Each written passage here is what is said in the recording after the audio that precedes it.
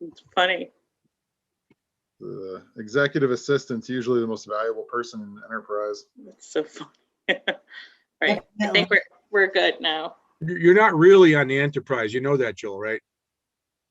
Oh, I can. No, don't change it. It's nice. Okay. I thought of a comment, but I'm going to keep it to myself. Okay, well done. Good evening, ladies and gentlemen. We now call the meeting to order. Present today are myself, John Herman, Joel Stewart, Mackie Mulvaney, and alternate Glenn Albanese. And secretary or executive person is Pam Colombi. We now call the meeting to order, and we await our first appellant.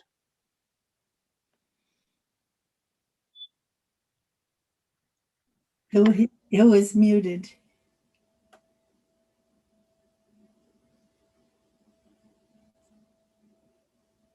Hello.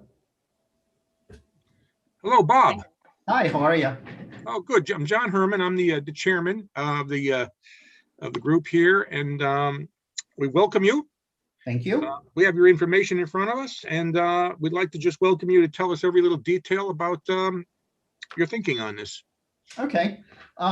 First of all, I don't know the date of this. My client received a letter saying that the assessment went from, let's see, 86,660 to 105,770. And this isn't a reval year, but I do understand that there were renovations done to this house. So I do understand the increase. It's just the amount of increase. So these values should be based on 2017, correct? Correct. Okay. So just let me interrupt for 1 second. So what Sure. you're saying is you bought it back in 2017, right? Something Yep. like that. And then there was then a lot of renovation was done to it. Correct. And then the assessor came back in and increased the assessment. Correct. Okay, just so I understand. Okay. Okay. Now, the property was purchased in 2017 at the time of the revaluation, and the purchase price was $37,500. Right. I noticed that. Okay. Now, this house, first of all, it was a multifamily, and it was converted to a single family, and renovations were done since 2017 to the present. Okay. Okay. I wish that the owner of this property came to me in 2017, because $86,000 was way over what the value of this property was. And that was really highlighted with the sale price of $37,500. Right. Okay. So now if we're starting with a value that was too high in 2017 prior to the renovations, and then the renovations added on to an already, in my opinion, inflated value, that it's going to be way over at this point. So what I did was I prepared an appraisal as of October 1st, 2017, taking into consideration the way that the house looks now. So completely renovated. So that's how I based my appraisal on, okay? But it based on 2017 values. Okay. Do you know about how much they invested in the renovations? Let me see, I had a note on that. I think he said it was roughly like $60,000. Okay. And that sound probably right. And I noticed they had it for sale for a while, but they haven't had any bites yet, or what's the situation? Now, here's the thing with that house. I don't know if you're familiar with the property. It's right on High Street, just as it bends up to go to High View. Okay. So there's literally one parking place. The rest of this property is complete ledge. You open the back door. I couldn't even get a picture of the back of it because it was snowy at the time, and it's complete ledge. So there's no yard whatsoever. Any recreational amenities that you might have, porches or patios or the such, is the only recreational area that there is on this property. There's probably a 10 by 12 front lawn, and then to the immediate right side of that, if you look at the photos, there's a little railroad tie parking area. That's their yard, and you can see all of the ledge in the back. So anybody with a family truly doesn't want this house. And I had a conversation with the owner, and I told him that he was way out of base with the price of his home, and I think that's why he took it off, because it just, if it's going to sit there vacant, he might as well rent it. I don't know why he bought it. I mean, that's just, we had conversations. So I see the house. I went to look at the pictures on the MLS. You were talking. It's a very lovely renovation with the granite countertops, and it looks very nice No, inside. I don't believe those are granite countertops. Oh, really? My mistake. They fooled me. They fooled me. It's that new laminate that looks like granite. All right, they fooled me. But anyway, it's a nice renovation. He paid 37. He's got 60 into it, so he's got about 100 into it, apparently. So, and the assessor is saying that was the assessment of 105. So that implies, 30% more than that. Okay, for we're at that number. You're arguing more like, let's see, you've got here about just under 197. Right. And it's got the very limited yard. Okay, And I can it see that. being a two-family converted, the layout is completely antiquated. It has no flow whatsoever. As a real estate appraiser professional, that's what my thing is I could have beaten this thing up for so many different functional obsolescence due to the lack of parking, due to the recreational use, due to the flow and layout. I didn't. I understand that it's a 2,500 square foot totally renovated home that just, it's an oddity. Okay, it's an oddity. All right. Okay, I see new HVAC. Okay, they did a nice job on it. It's a fully modernized home, limited parking, limited yard. Okay. All right. I see your argument. Joel, you have any? Joel, Jackie, have commentary? Well, he talks about the functional obsolescence of the home. It's listed, the condition factor on it is 64%. So if, you're an appraiser, right, Bob? Yes, I am. So, I think that if I do put a lot of weight into what he's saying. So if we did want to drop this a little bit, the condition factor of 64%, and I've taken a house that was listed and sold for an incredibly low amount of money and renovated it. And 60,000 doesn't touch a home that might sell initially for 37,000. Right. So I do think there's probably still a large amount of functional obsolescence just based on the numbers. 37,000, you're buying a shell. It was worse than a shell, actually, because by the time you're done, pulling out electrical, pulling out, the old furnace, and yeah. Well, the applicant estimates it valued at 90,000. Yeah, and I'm higher than him. What's the appraisal say? 97,000. And that's based again on something that occurred 4 years ago. Yeah, it's 2017. Yeah. See, so that's the whole thing. And it's really hard when you're wrapped into this market nowadays to think about 2017. So I'm saying that the value is 97. I wouldn't, argue if you said it was like 100,000, but I think 151 for all of the functional oddities that come with that property.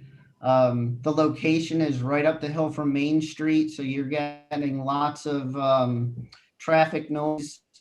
The way it sits, you're getting lights as they turn onto that street from, if you're coming up from Main Street. It was frozen when I was there. I don't know if water goes through that, the way that all that ledge is there. And I think it did have a dirt floor, if I remember correctly, the basement. Yeah, it was concrete and dirt. So that tells me that there's got to be some sort of seepage in there too. These are things that impact value. Okay, so we have full value at 150,000, and you're saying that you think it's more like 100. Yeah. Okay. Did the assessor go inside this house? I have no idea. Okay, well, I guess to make these changes, she must have gone to see it, I'm guessing. I mean, do we plausibly have a house here that's, well, you tried to sell it for 120, you didn't have a buyer. Didn't even have a bite. Didn't have a bite at 120? Okay. Well, no bites at 120. I mean, I'm thinking the value may be somewhere between 100, 110, something like that, maybe. If we knock the condition factor on the house down to 50% from 64, that would deduct about 28,000 roughly. And it sounds like the property is pretty rough on the land. Yeah. We have a condition factor of 0.9 on there. If we drop that down to 0.5 or 0.45, that would knock another 10,000 off. That would drop us down to about 112, I think, ish, plus or minus 5. Yeah, that sounds reasonable to me. That land, that's another thing. I mean, the land value is at 20,600, and that is probably, and it's probably less than that. And I know it's less than that. It's probably one of those that an abutter would only want, so those usually sell for $1,500 to $2,500. Just something to note. And I understand that you were saying putting a factor on that. Well, it's 0.9 right now. I'm saying we drop it to maybe 0.45 and it would cut it in half. But the reason why it's so high is because it's zoned single family, and the lot size is so small. So Right. at 0.16, there's a size adjustment of 4.4, which means that for like a 1 acre lot, that the land here is valued 4.4 times per square foot than the 1 acre lot. But it does have a house on it, so. But I think that'll put us, along the lines of what you're thinking, John. If we just put the condition factor at 0.45 and reduce the house condition to 0.5. What about the size adjustment for the land at 4.4? I don't think we can change that. That's mathematically put in just based on the description and the acreage. But I think we have the latitude to alter it. We don't think it's fair. I'm aware of the size adjustment. I don't think we can. What we adjust is the condition factor. Well, but I mean, in this case, it's really a size factor that's doing it. Well, a condition on land, you're saying it used that. Yeah, Okay. I think when we had Mark here, he said that's the factor that we can affect as the Board of Assessment Appeals. Okay, Because that size factor is an automatic formula, and that's not nearly the biggest one I've seen. When you get down even lower, it can go up to, I've seen them up to like 11 or 12 on some of the really tiny parcels. Okay, well, I'm comfortable with your solution. We can talk about this size factor and our ability to look at it. We really should, but in a separate discussion, I think, Yeah. right? Yeah.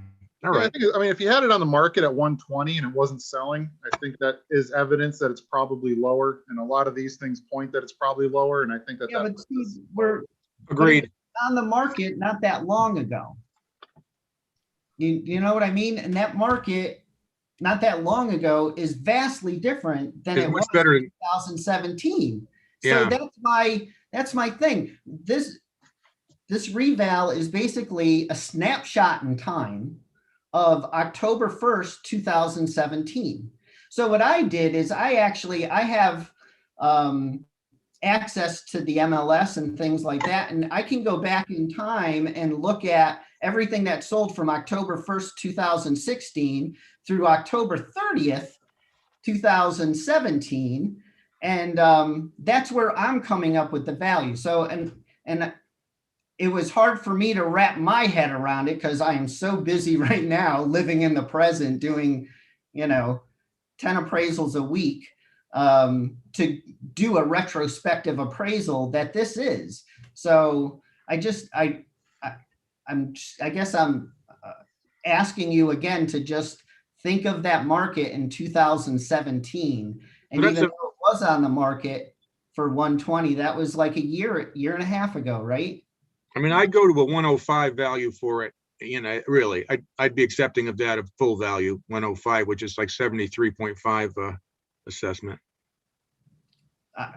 I'm for that. I think that's much more of an accurate depiction of okay that. I think that, with all the functional things and as a fee appraiser now, looking at it to protect my lender, boy, I tell you, I would really beat this thing up for the functional and the external obsolescence of the home.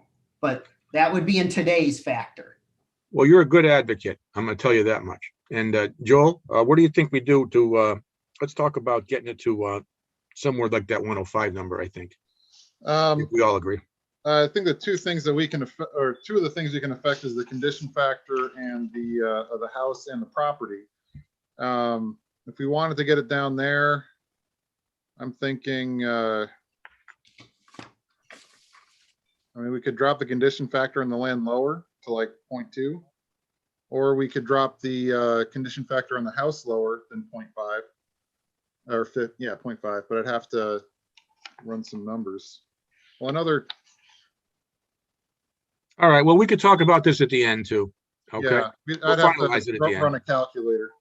But Yeah. we'll write down 105 and then we'll figure out what our recommendations will be. All right. Fair enough. All right, Bob, we're gonna have a little discussion at the end of the group here, end of the evening. I don't know if you'll be around for that, but in any case, that's what we'll do. We'll come to a final determination based upon what you said. If there's anything else you'd like to add, we'd like to welcome you to do it now. Okay. First, I just want to say that I'm a former member of the Board of Appeals. I sat on the Board of Appeals many years ago when Highland Lake blew up. So we weren't very highly popular people back then. But I always extend to all of the appeal boards, and I do appeals all over Litchfield County, that if you get stuck with a property, you want a little my expert opinion on things, I'd be more than happy to give you any insight that I have, any opinion that I might have. So that's an open offer to you and your new assessor. I don't want to. You don't want to advertise. You don't want to advertise, but too late. No. What I'm saying is this is a brand new board here. So you don't know me. So what I'm saying is that I am the fair shake guy, because I don't want you to think that I'm, pardon my French, bullshitting you. And I also probably turn down more cases than I take, because it's all about the education. That's what it's about, is the education of the taxpayers to know that, hey, you have a nice house here. It is worth this, and that's it. So if you have any questions or any concerns, or you want to consult, I would be more than happy to lend my expertise. Thank you, Bob. And Jackie, did you have any comments to make before we move on? No, I agree with all you said. All right, great. Thank you very much, Bob. Thank you. Good luck. Thank you. Okay, I'm gonna have the next applicant unmute and for their next appeal.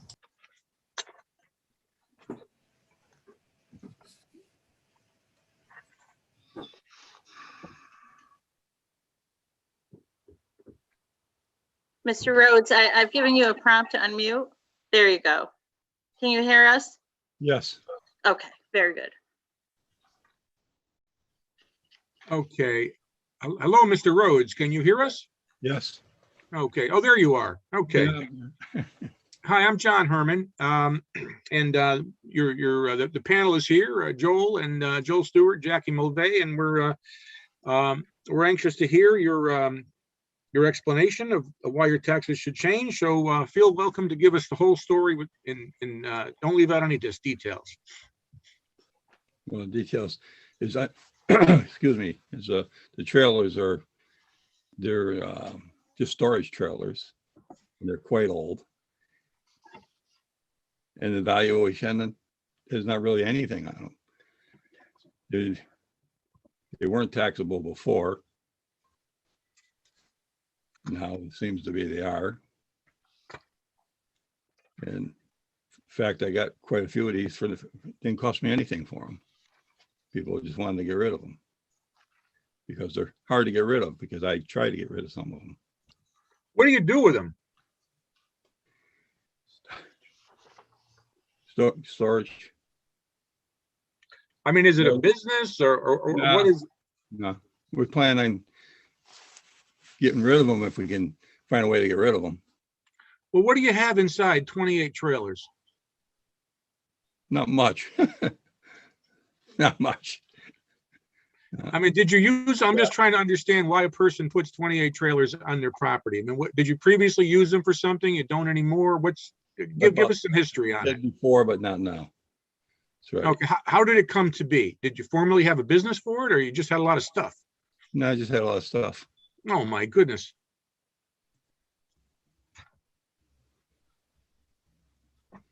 Nice. Okay.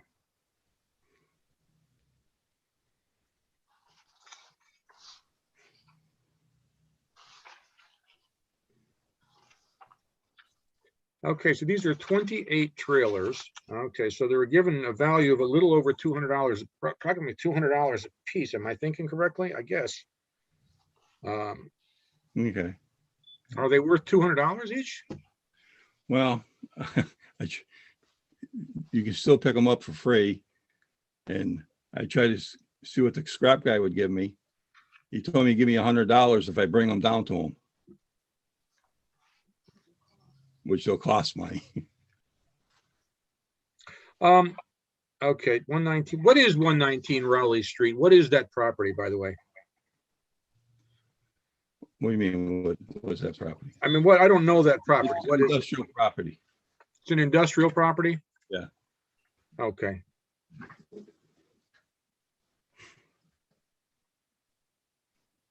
All right, well,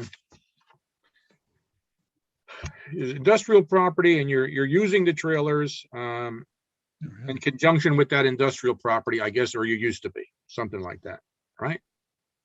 Well, they were personal property, my property. They are, yeah. Yeah.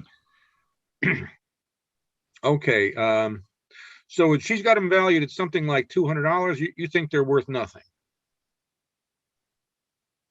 Yeah, basically, I guess. If I could give, well, I had the scrap guy up here, he looked at them, and that's what he told me.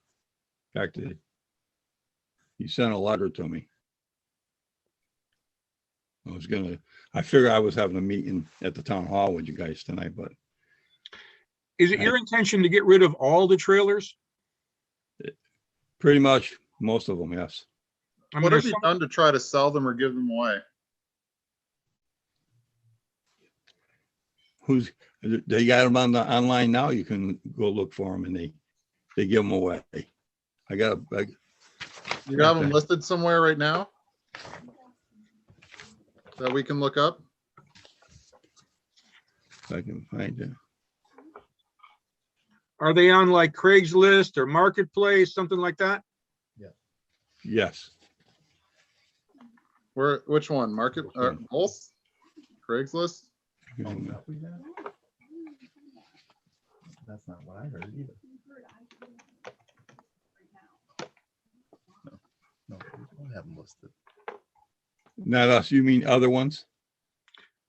Oh, no, we meant yours. Were yours on Craigslist? or Oh, no, Marketplace? no, because we found them on there for free, so we figured it wasn't gonna do us any good. Okay. When did you get these trailers? How long ago did you get them? Long ago. Probably 25 years ago, 20 years ago. Okay, so you had a need for them as part of your business, but now you don't anymore. You consider them to be trash, if I'm No. understanding correctly. It wasn't part of my business. No, it was just, I had stuff that went to put in there, my own stuff. Okay. How big are these trailers? 40. They're 40-foot trailers. Yeah. Wow, you had a lot of stuff. 40-foot trailers, 28 of them you filled with your stuff. I got stuff, but wow, you got stuff. I more have a than lot I of do. stuff. Okay. All right, and some of the trailers are newer you're gonna keep. How many do you think you're gonna keep? Maybe a few, half a dozen, if that. So if you kept half a dozen, those are gonna be the better ones, I would guess, right? Yeah, Do those have some value? no, not really, no. For one thing, you can't put them on the road. So the only thing you can do is for storage, and there ain't too many people want them anymore. Even the scrap guy at the moment, they don't want them because they got wood floors. You got the tires. And then you would have to get rid of all that stuff. That's why they don't want them. Okay, so you think there's almost no value. Okay. Well, it's an argument we're gonna have to just spend a little time talking over here, sir. Sure. So we're gonna do that at the end of the meeting. And if you're around, you're certainly welcome to listen in on it. We're just gonna digest this a little bit. Is there anything else you'd like to add?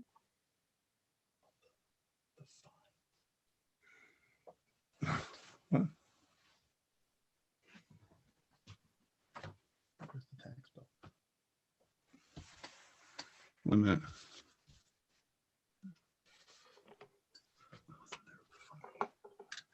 Oh, something about the fine on there. I didn't understand. I'm sorry. There's supposed to be a fine on here. A fine, like from us? Well, I don't know if you can see this or not. This is the sheet from the town I got. It's a What is- 20, it's the 25% penalty for not filing the personal property declaration. Yeah, I don't think we have any latitude, regrettably, to do anything about that.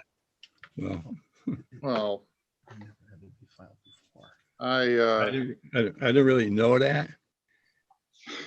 I know, it's the way it goes. I know. I didn't realize we were in the business. Because of before you taxing. never had to, you know. I don't, maybe we can do a drive-by and take a look at it.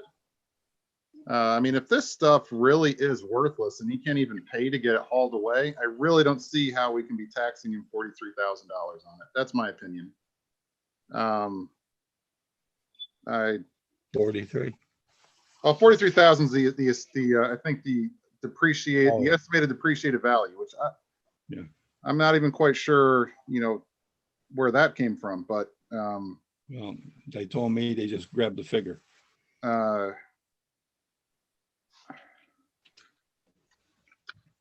All right, you know what? these are really garbage. I think maybe we just need to look at them. But I mean, if they can't go on the road, They're uh, not- They can't, they would not be able to go on the road. In fact, And when I- got them, they weren't roadworthy. I'd like to see that quote from your scrap guy. I don't know if we can get that emailed to us or something. Sure. We can do that. But I mean, if he's got the quote from the scrap guy, Yeah. basically confirming that he's been trying to give them away. And we just take a look at it and confirm that it's What's not your email?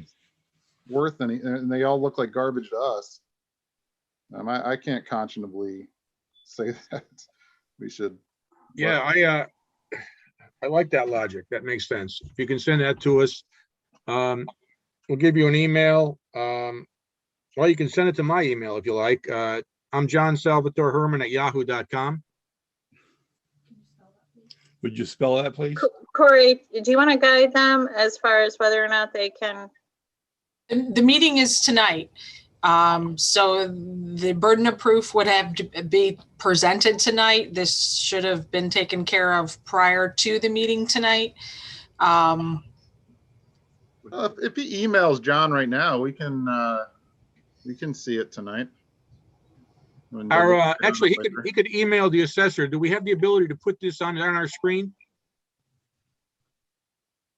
I don't know, as I'm not the host, so I would say probably not on my end. All right, no problem. I'm John, John. Okay, it's a little long-winded, but here it is. John, Salvatore is my middle name, Salvatore, and Herman is the last name, Herman. So it's John Salvatore Herman at Yahoo. But I think we do need to give some leeway. I mean, this is the first time we've done a virtual meeting like this. And if we were at town hall, he probably would have showed up with the document. I planned on But it. I think pandemic rules. I feel very comfortable giving him some time to get us that. Corey, what does the statute say? Because I know the governor's executive order with land use stuff is that things are supposed to be introduced, like they're supposed to be uploaded available for the public 24 Right, hours all of ahead. this should have been submitted. It could have been mailed, emailed to us prior to the meeting in order to supply the proper information to the board itself. So if he were to, the commission is the board not making determinations until the end of their meeting? Because they could table Mr. Rhodes for right now. He can email, we can share the document. I definitely have the ability to share the screen. And then if they want to, I don't know, revisit it at the end of the meeting. Does that work? Perfect. That's fine, or else we're gonna have to call a totally separate meeting to make the decision on it. And time is of the essence because of our statutory requirements in wrapping up the duties of the board. Okay, perfect. Let's do So that. do we have time allotted to go look? Because before, I mean, we would decide what properties to go look at. We'd look at it. And we all just kind of came together and signed the stuff the next week. We don't have that type of leeway right now.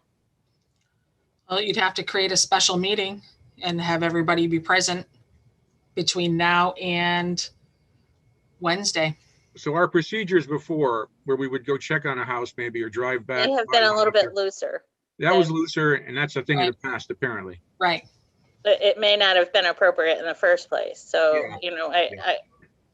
It's not appropriate to look at the things we're making judgments on. I know it. That's a little bit strange. Well, you'll have some training, I'm sure. So Well, also, when you do something, you should tell the people what you're doing. Here, I'm figuring I'm coming to the town hall. The next thing I'm talking to you to a computer. And I had no warning of it. You received the letter with regards to the meeting? No, we didn't know we had to submit this stuff before the meeting. Okay. Because I would have had it in there. Can you email it to us tonight? Yeah. Doing it Okay, right let's now. do that. Doing it right now. Very good, sir. All right. Thank you. Thank you.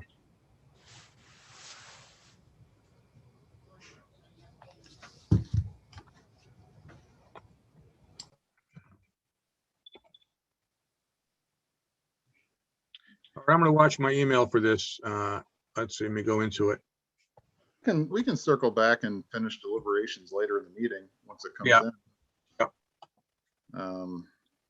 Although if you just emailed it, Charles? He's doing it right now. Oh, okay. I mean, you're welcome to hang around so that we can verify that we got it before you sign off. Sure. It's a public meeting, so you could just mute yourself and we'll let you know when we have it, just Okay. in case the email address was misspelled or something. Just to clarify, there is a Board of Assessment Appeals meeting scheduled for tomorrow as well. Oh, that's news to me. News to me. It's on the town website posted. Okay. It was an as needed. Oh, as needed? but Oh, it is scheduled for the 26th as Oh, well. so we can use it if we need to use it. Correct. Okay. Okay, cool. All righty. Okay, let's see if that, have you actually hit send on that email, Charles? Yes. Okay, inbox. Okay, well,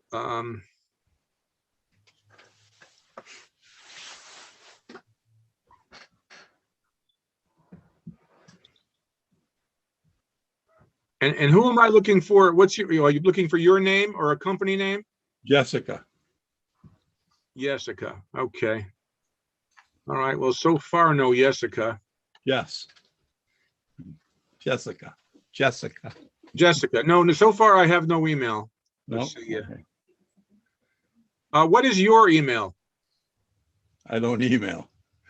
I do not like these things. Do we know what Jessica's email is? Because I could send her one, make sure she gets it, you know, and she could make sure there's no error in the email. J Rhodes 86. 86 at Yahoo. Okay, I have JRHODES 86 at Yahoo. Hello. RHOA.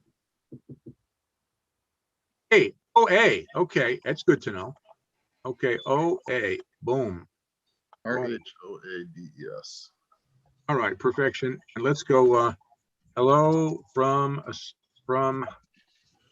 Board of Appeals.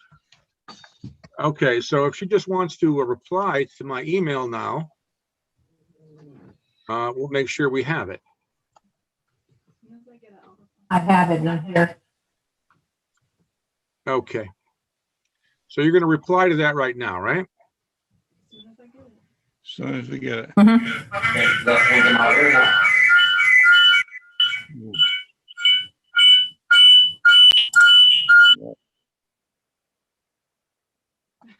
Okay, I see Pam, yours coming over as well. Okay. I got it. I'm replying right now. She's replying back right now. Excellent.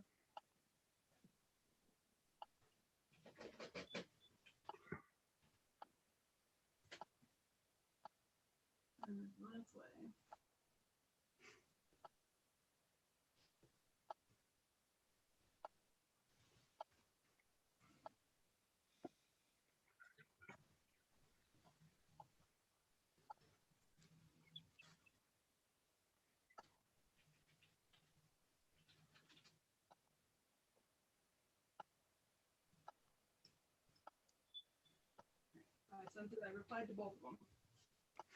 All right, and was sent, replied to both of them. Okay, did we get it back? Pam, did you? 1 second. Let me just load it up for you.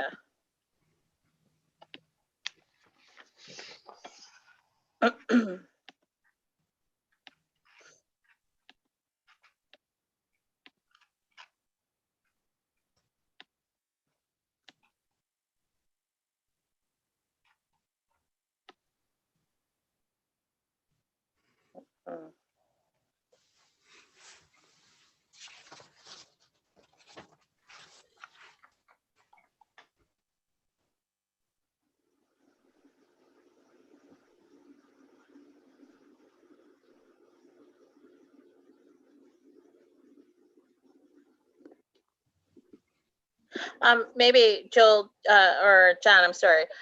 Someone should read this aloud into the record since Okay. it wasn't made available 24 hours ahead.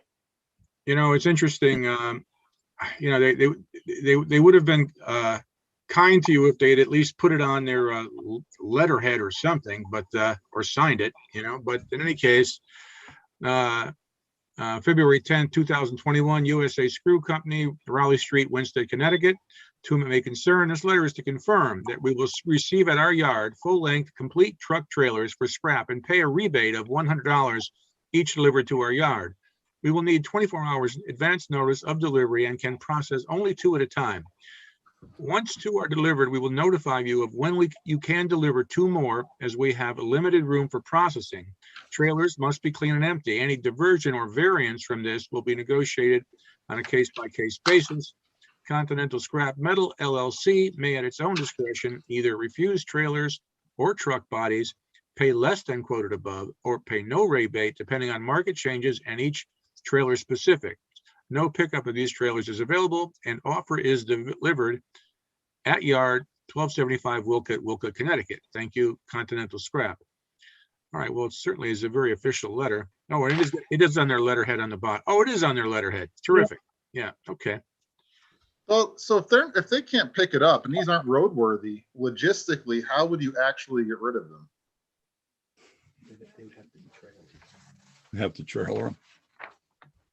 You'd have to put the trailer on another trailer. Yeah. You have to pay somebody to get rid of them. Yeah. Okay. I'm okay just zeroing this out. I mean, if we want to say that he's planning to use 6 and maybe add some amount for that, we can. But I'm okay with zeroing it out. I mean, if he's got these things that's been there for 25 years, he can't get rid of them without paying an enormous amount of money. How many good ones do you have, Charles, that you want to keep? I don't know, 5, 6, maybe. They Maybe worth not even them. If I can get rid of them, I'm gonna get rid of them. Are they worth a few hundred each, the 6? Excuse me, if I could just add, is with regards to these trailers are being taxed in accordance with the Connecticut statute of 12-71 for unregistered motor vehicles. They're treated no different than any other registered motor vehicle. Are these Zeroing them, registered? excuse me? Are they registered? They're not registered. Well, They're taxed as if they were registered under the Connecticut general statutes. Unregistered motor vehicles are taxed at the same rate as a registered motor vehicle. but how do you value them to tax them? Like, how do you actually assign a physical value to these trailers? That I go on to the websites to see what the values are, the scrap value are, the scrap values with regards to these trailers. If you were to buy them used, they are being utilized as sheds. We can go ahead and remove everyone's sheds assessments across town because they're being the same just because they're on wheels. They're being, they should be taxed in some form or another. Best way to stop taxing them is to have them removed from the property, and then they'll be taxed accordingly on an annual basis. But logistically speaking, I mean, these things have an assigned value by a scrapyard for $100 if they're delivered, which would probably cost at least $100. Well, hit the argument here. The argument, Joel, is that the gentleman isn't using them, but could use them. I guess that's, could use Yeah, but them. if someone has a shed, they could put the shed away. He can't get rid of these things without going out of pocket. I mean, Well, if anybody has a trailer they're using as a shed, even one of them, then it's the same situation. They could use it. It has some usefulness, but to get rid of it, it's more than it's worth. So is that usefulness that it has value that's taxable? Or is an old car, apparently what you're telling me, Corey, is that an old junk car that's unregistered gets taxed according to the law. Correct. and not just gets taxed for thousands of dollars. $1,500 depreciated value per 29 trailers. 1,500 each. 1,500 each. Depreciated value. That's not the assessment. That's the depreciated value on the market. Where'd you get that figure? I Googled it and priced them for salvage trailers. You made it up. Okay, fair enough. But like a junk car, I mean, how do you price a junk car for taxing purposes? NADA values. Go anywhere.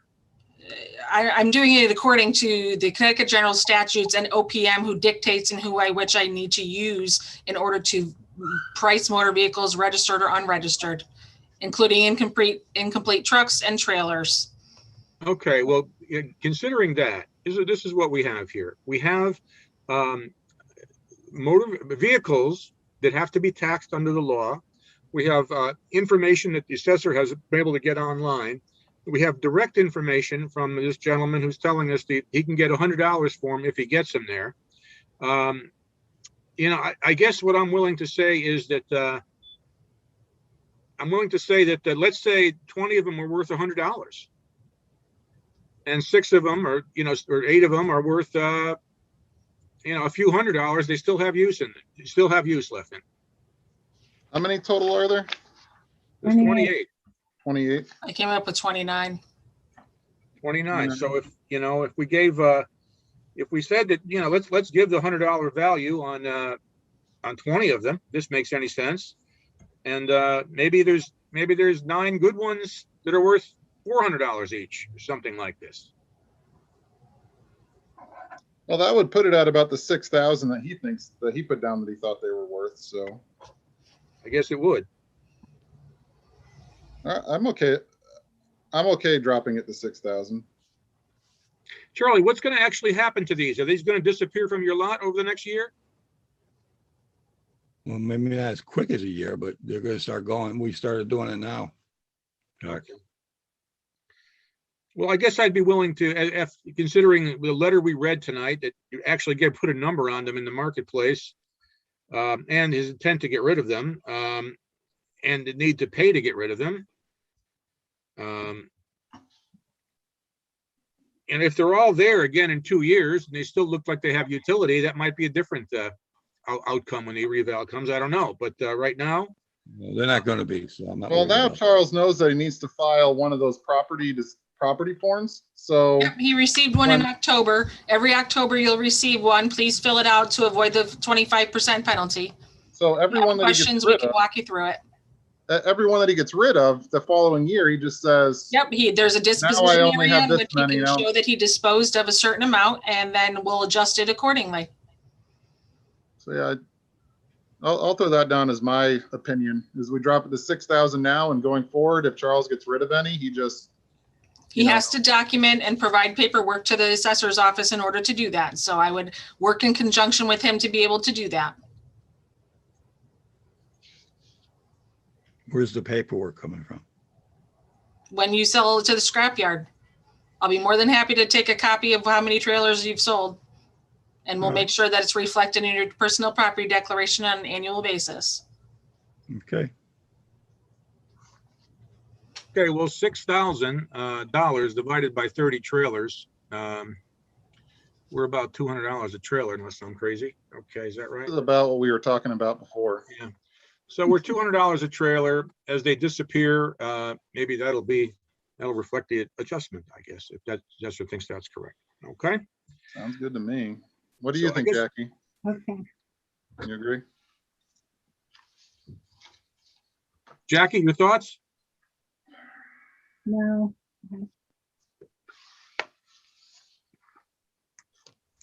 Okay, so I guess we'll go with that 6,000 and reduce it as he gets rid of trailers, theoretically. Joel, yes? Yes. Okay, Jackie, yes? Yep. Okay. All right, very good. I think we have a decision then. okay, thank you. Thank you, Charles. Thank you.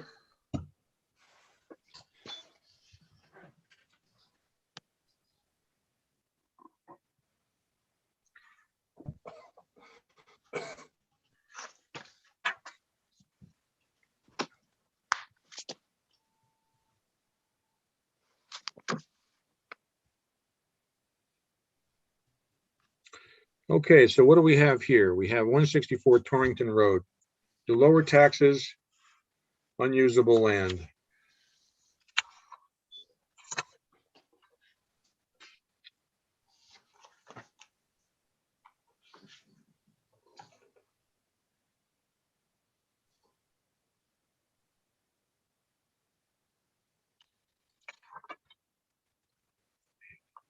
So I believe that Mr. Roller is here whenever you folks are ready. John Roller is here. Yeah, I'm here. Okay, Mr. Roller, John Herman, I'm the chairman this evening. We're here with Joel Stewart and Jackie Mulvey is the panel. And we'd like to invite you to tell us why you think your taxes should be adjusted, and feel welcome to add any detail or thought that comes along. Perfect. Well, I owned the property for about 20 years, and I'm not sure if mill rates or values went up so much in the 20 years I've had, but I know when I first got the property, I was paying around 11,000, somewhere in that neighborhood in taxes, and it went up a little over a couple years, and then all of a sudden it spiked up. I'm going to say maybe year 5 or so. And so I did an appeal then, and the gentleman came out, looked at the property, and they told me that every couple of years it goes back to the original amounts or something. I don't understand all that, but because it gets adjusted. But when they came out, they looked at my property. Most of my property is all ledge, huge stone, and right up to the mountaintop there. I have the parking lot, and I have a small ceremony area that's open land that I can use. But back then, that's where they told me why my taxes had elevated so high, and they adjusted them back down once they made, took that portion of the land, and it should be somewhere in the records, I'm sure, that you guys have away as usable land. And then my taxes came down for a good period and such, but then they're back up over almost 17,000. I don't make that much money there. It's a weekend place. It's, weddings and special events, and especially this past year, I made no money there. But the thing is, I can only make so much, and when you're paying that much in taxes, it's hard to survive. And I think I'm a valuable part to the town. I give kids from school jobs. I give people in the area jobs. I help Friends of Main Street. I help the Lions Club, donate space, whatever they need and such. And I'm really kind of off the beaten path in the town, where the town doesn't have to do too much for me. I have state road, and I plow my own driveways, and I just think that any help that I can get, and if you guys could come out and look at the land again, and at least, get my taxes down where they're more affordable for me, I would appreciate it. But I think the main thing is most of the land is unusable, and that's what the gentleman who came out, I'm going to say it was probably somewhere around 2010-ish, somewhere like that, and looked at everything and said, yeah, most of this land's not usable. And I don't know how you value the buildings or what they do. I don't think it has anything to do with the business. I think it's all about the property value. Have you ever done any renovations on the building recently? What do you consider renovations? Put money into fixing it up? Yeah. Update it? How much have you put in? Well, this past year in COVID, doing flooring, and I got new windows coming, and I did work myself with my chefs and stuff. We painted the inside and stuff like that. But I put my own personal money back into it to keep people busy for the most part. But we probably did about 20,000 this year. I had to put new flooring in because all the carpets were old a few years ago. I put a new roof on. Yeah.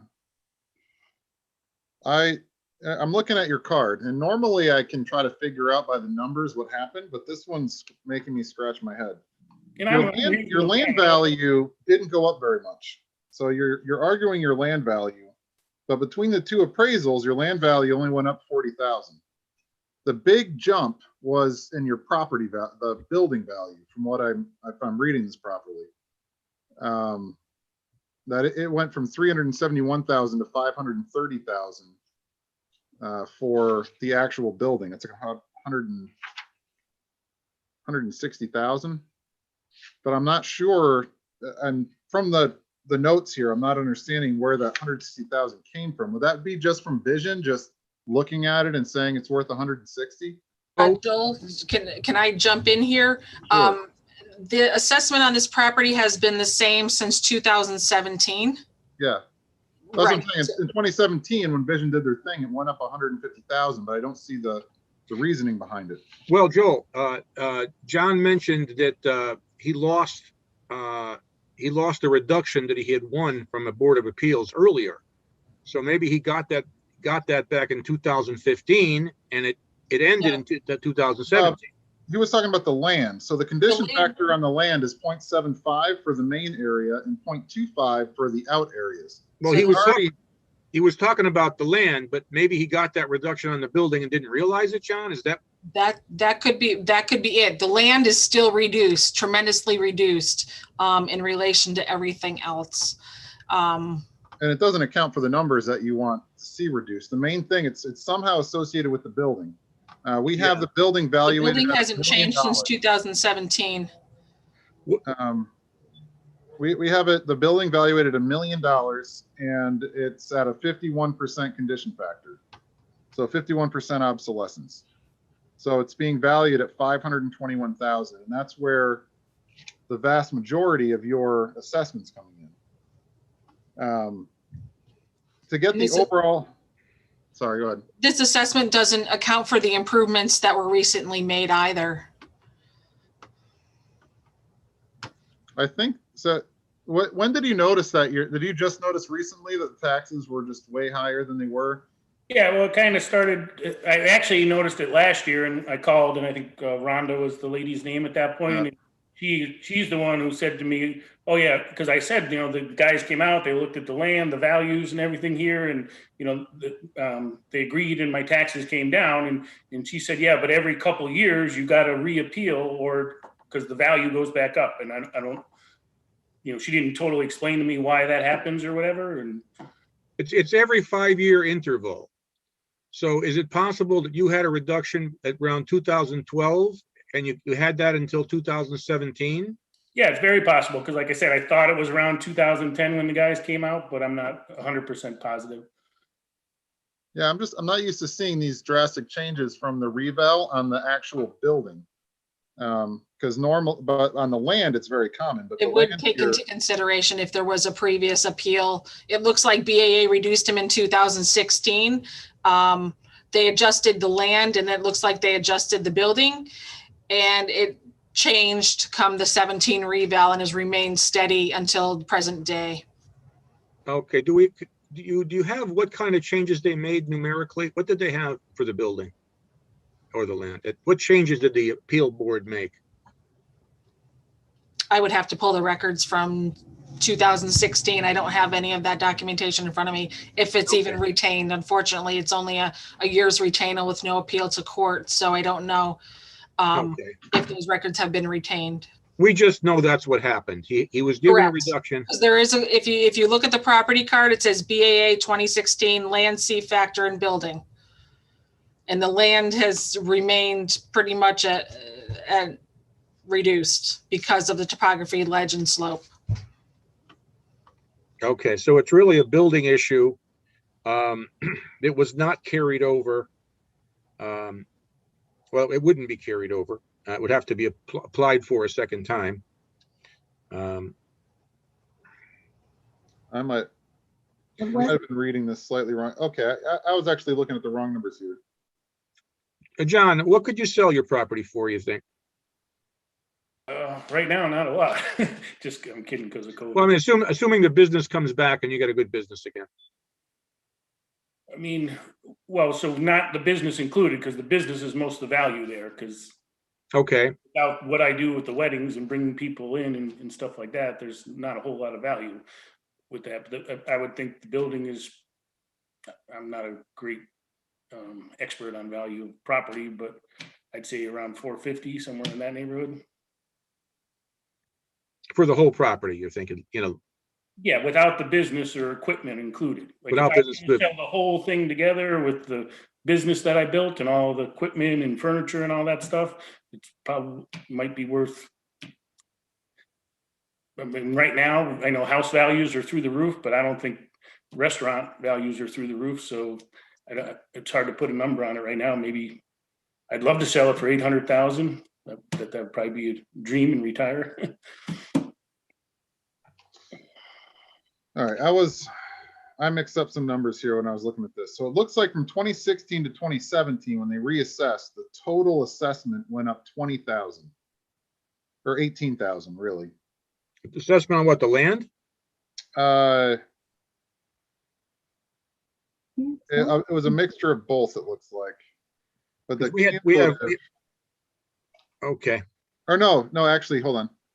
The building, the land actually went down from 2016 to 2017, from 31,000 assessed to 21,000 assessed. I think I'm reading this right. Oh, that's for the bottom one. Okay. That land stayed the same. And then the building went from 343 assessed to 371 assessed. So the land value actually went down 10,000 between 2016 and 2017. and the building went up 30,000, which I think would equate to about 40,000 in assessed value. So then the building jumps from, okay. Appraised billion, okay. To 371,840. I'd like to help you, John. I'm not seeing the, I'm not seeing a way that makes sense. But one thing that might make sense in the future is if you were to get an appraisal. So right now, your assessed value on this property is in the realm of like $690,000. If you were to get an appraisal, if you think it's worth 450 and an appraiser shows that, you could appeal that next year. And that would also work for the reval. It'd be new enough that when they do the reval, you'd be able to use it again. Because it's not, the reval is not going to be for next year, it's the year after, right? Or is the reval going to be in place next year? Oh, it's going to be in place next year. 2022 grand list is when it's in effect. Okay. But I mean, if you have an appraisal, we put a lot of weight on those.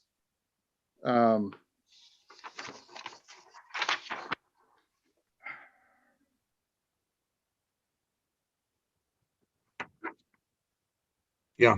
Do you have any ideas, Jackie? No, I know that, I do know what the property is like, and I do know that the land is I'm not familiar with the property. I haven't been up there. It's a cliff. steep and unbuildable, really.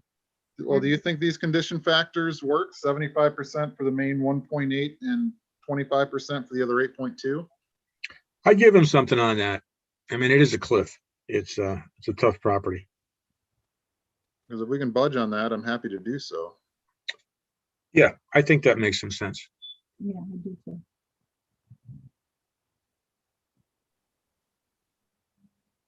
Well, I haven't seen the property, so I'll let you guys make suggestions. They'll come up anytime. Well, what if we went to like a 0.5 on the condition factor for the 1.84 Yeah, acres? that would that'd drop it down about, rough math, 35,000 probably.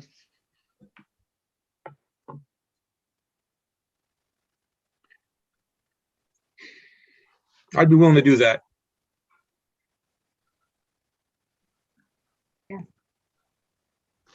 Okay, I'm good with that.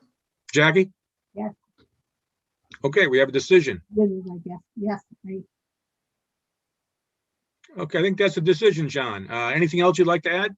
No, like I said, I'm not trying to hardball anybody like that. I love Winstead and I try to support it and do as much as I can for it. It's hard because it's my business. I make all my money with that business and it's not, I can't run 7 days a week. It's weekend. Yeah. Not. Well, okay.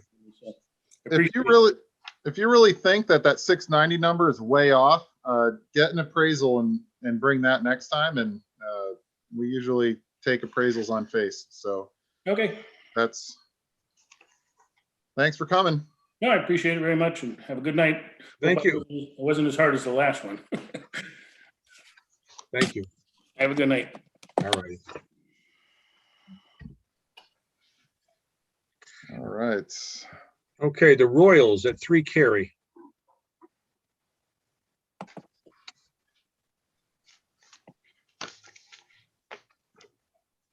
Are they available? Yeah, Mr. Riles is here. So, yep, there you Hello, go. can you hear us now? Yes. Okay.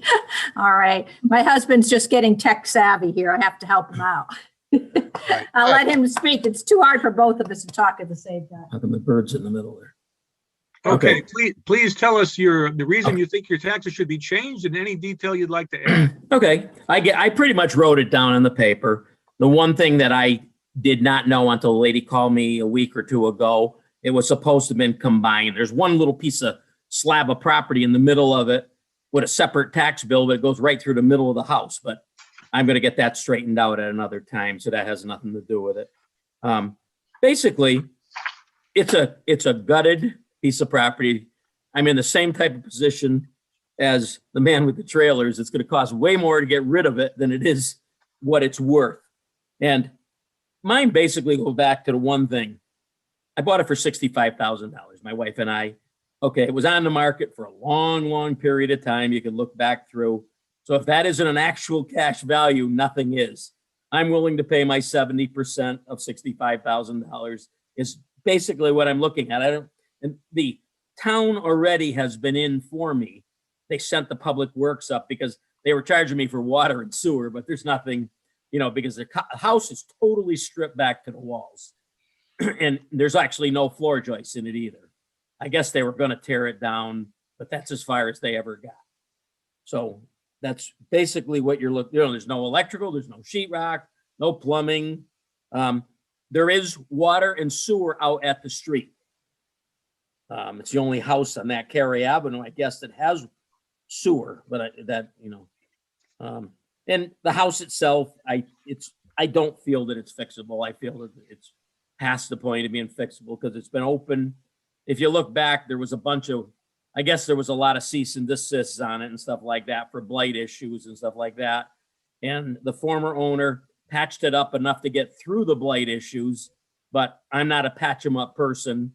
And if you start out with scrap, you have scrap when you're done. So Pam was very good to me up there talking about it. I haven't taken any permits yet to tear it down. Because right now, I don't know what anybody knows about the building trade right now. I can't afford to buy wood.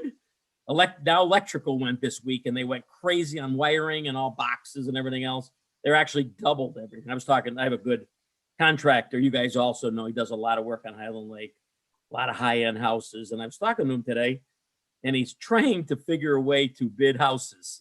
They can't do it because a sheet of plywood last year was $14. This year it's $32, and things like that. But so that's why I held off as far as taking any permits to tear it down, and stuff like that. I did get an A2 survey like Pam had explained to me to get.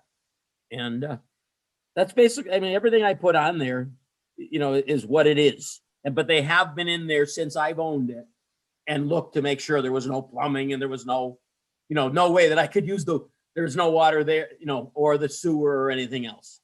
Do you know how long it was on the market before you bought it?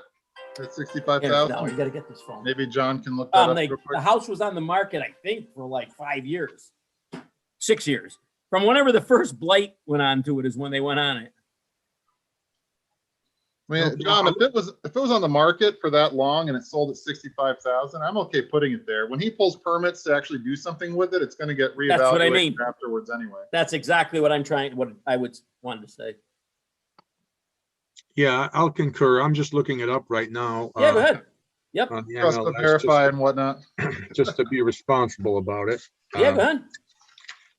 I got the property owner if you need it. Oh, that's okay. I have the MLS here, so it was listed with a realtor. No, I don't. Oh well, it was listed. Yeah, it said for sale. I don't know if it was Zillow or everything now. Zillow puts everything down. It was on that Zillow. Okay. If it was on Zillow, it was probably on the MLS. They auto-populate. Right. Whatever. I just. Okay. Well, it shows 3 carries. Well, the last sale it shows on on the MLS is 2005. It sold for 160 back then. Geez, how do you Right. Yeah. The guy I bought it from paid the 160 and I paid 65. Ron Raymond was the Raymond. No, we did pay 65. We do have that. It's just how long was it listed? Right.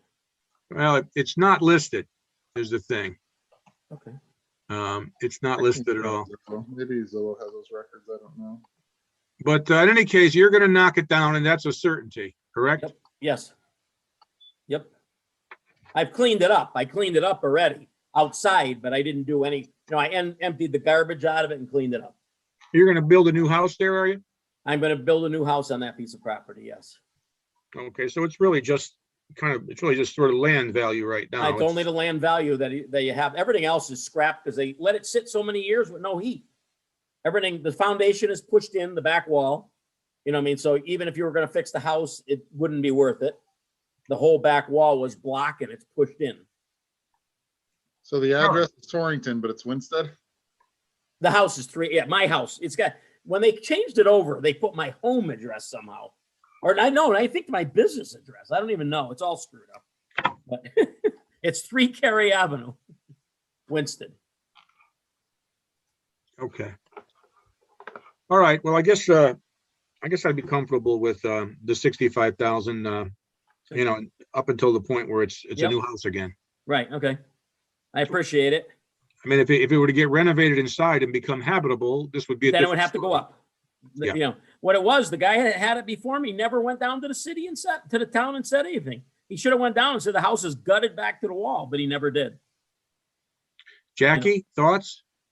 We paid 65,000 for it. Yes, Correct. I did. Am I understanding? And I only bought it back in September. Okay, because on the card, it doesn't say how much you paid for it. On mine, I wrote it up on my sheet right in the top corner. I put down, if you look up to the right next to motor vehicles, it says paid 65,000. But that doesn't mean nothing, I know. All right, we'll see it there. All right, Jackie, are you comfortable with it? Yep. Okay, I am. Joel is. I think we have a decision then. Okay. Thank you very much for your time. Thank Do you. you need me for anything else? Because I got to head to New York City to get my daughter. Well, that's going to be a drive. Okay, better It get is. going. Good. Okay, But that's all right. She just got All right, COVID tested, so we're all right. So that's the main thing. excellent, excellent. Maybe you pick up my daughter while you're there if you don't mind. Okay, we can go down. We can bring anybody back. Okay. All right, very good. Thanks a lot now. Have a Thank good you. one. All right, You bye-bye. know how to shut this thing off? Right. Okay. Oops. All right, let's see. Shut this off. All right, who do we got next? Daniziale. Hello, Sean Stanziel, 504 East Wakefield. How you Hi doing? there, how are you? Good. If you would be so kind as to give us your full explanation of why you believe your taxes should be changed, and please don't leave out any details. Okay. What I'd like to do is just be in line with the neighbors. I don't know, is everyone familiar with where 504 East Wakefield is? The kind of the beginning, it's like a cove in the first and third bay. Okay, And what I did is I looked at all my neighbors' properties, pretty much in, within a 5-home area. And I just took their land size, divided it, took their home size, divided it. And one thing I couldn't find is what they have my house listed as its life value, because it's a 1910 house with no heat, it's no insulation, panel board on the walls. It doesn't even have ceiling. It's literally, it does have a little bit of ceiling, but half the house literally is the studded roof or rafters on the roof. So it's truly has limited use. My lot is a steep lot in that area. It's probably the steepest lot with a 35-foot grade change to the lake. So it's I don't want to call it a cliff, but it's the steepest lot in that whole area of 5, 6, 7 homes. So to consider that, I looked at everyone in that cove, and if I applied their land price per square foot, my lot is by far, I'm paying the same amount. And actually, sorry, Jackie, yours is one of the examples. At 0.6 of an acre at a land value of 221,000, I'm at 0.3 of an acre and a land value of 241,000. So I'm $20,000 more just in land value. And that's comparing to 446. If I compare 454, it's a half an acre and it has a land value of 244. My lot's pretty much the same value and it's, far smaller. And my home is 629 square feet. So if I apply what all my neighbors have, I feel like the number that I gave in the letter is actually not even being 100% fair to myself. I just tried to pick a realistic number.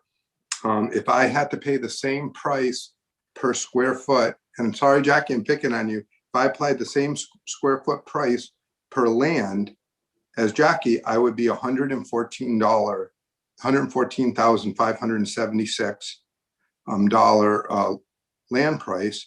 And if I had the same as 454, I would be paying $143, 173 land price.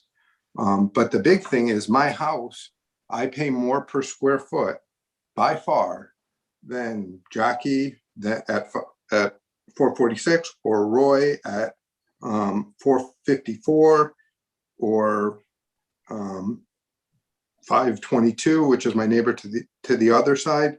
I'm not even close to anyone's numbers in the price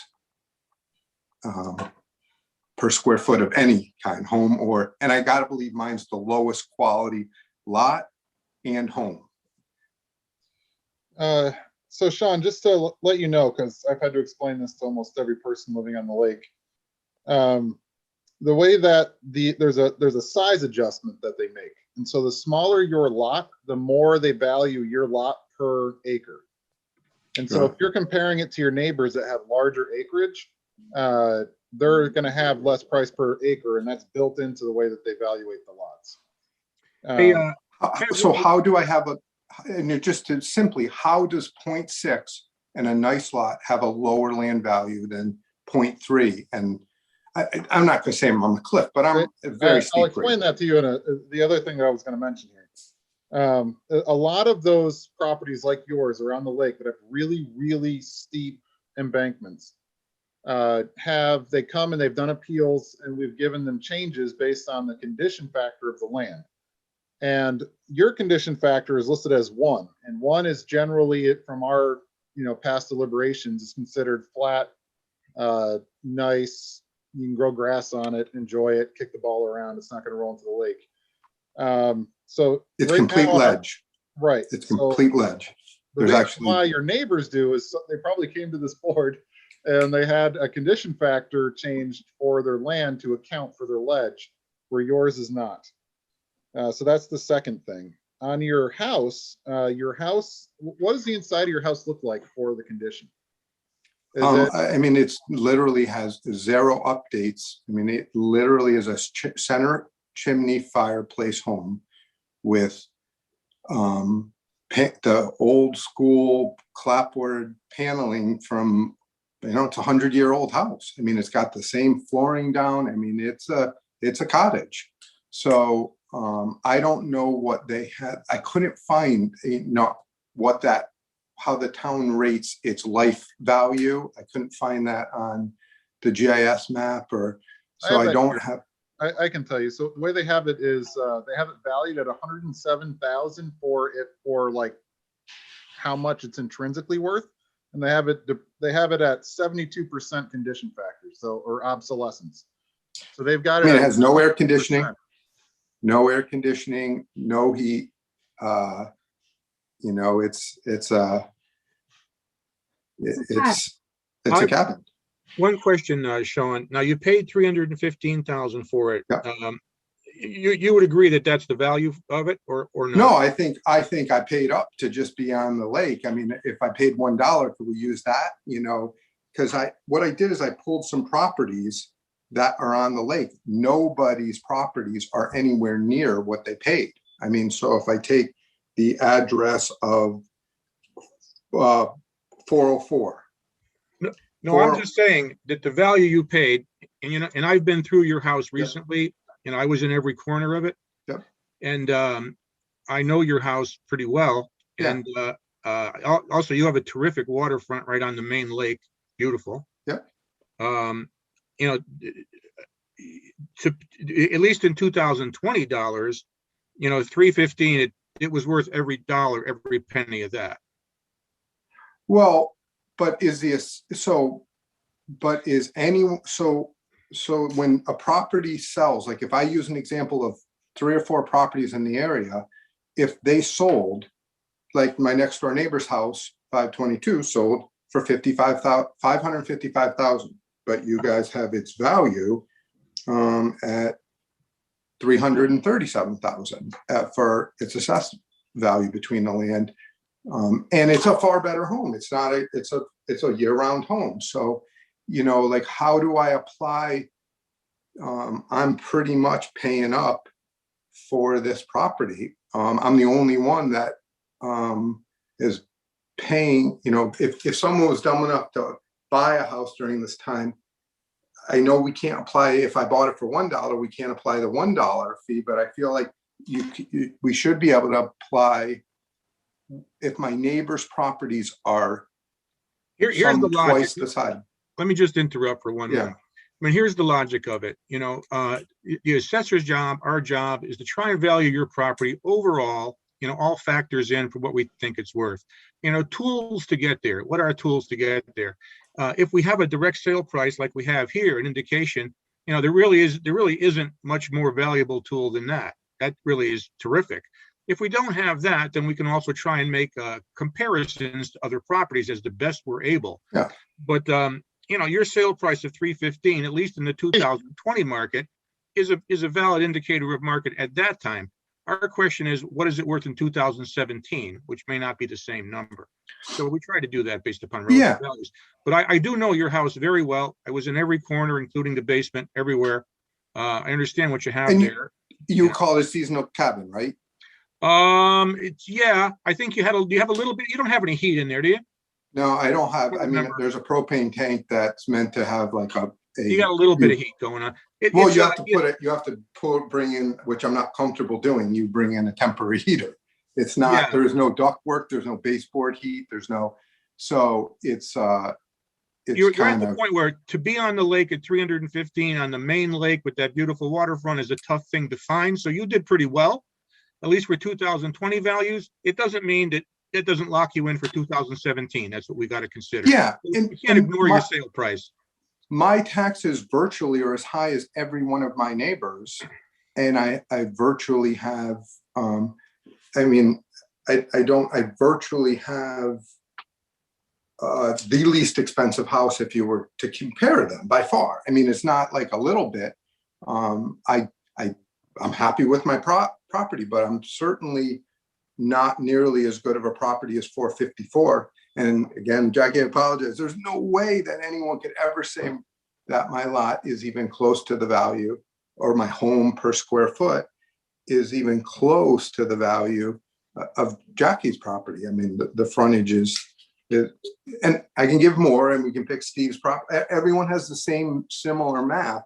Almost every single person, you know, it's hard for me to understand how, if someone is twice the lot and flat, how their land value is 20,000 less.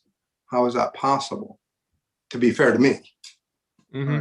I got a question for you, Sean. If you were to look at all of your property and you were to think about it percentage wise, and John can probably chip in if he knows, like what percentage is going to be that steep drop off and what percentage is actually usable, like up near the top where you're parking, down near the bottom, near the lake? Well, it's so it's the lake side is where the steep. So the real drop is the 100-foot mark going to the lake. So in 100 feet, and I actually went through wetlands, in 100 feet, it goes from, and I got it right here, it goes from a high point of 918 to a lake front of 883. So it's 35 feet roughly drop in 92 feet. But what percentage of your land does that come out to? Is that like half land, it's about 30 of your land? My lot's 189 feet long. So if you were to take 92 feet, so half of it drops at a third. Then the half that's closer to the road is not very, it doesn't have a big drop. You know, it's the lakefront that's the cliff. It's not the street side. And you have that nice garage too. Does that sound about right, John? About half the land is probably that steep drop off? Yeah, that's probably exactly what it Maybe is. a third. Wouldn't you say about a third? Well, I have the map right in front of me. It's at, it literally, The 918 point is exactly just a hair under 100 feet from the lake. So, and my lot's 189 feet deep, roughly. You know, each side is a little different, but it's roughly 189 feet deep. So it's But that. your house to the road is flat. From about 20 feet back from my house to the road is somewhat flat. It goes from 918 at the middle point to 214 at the street. So, or no.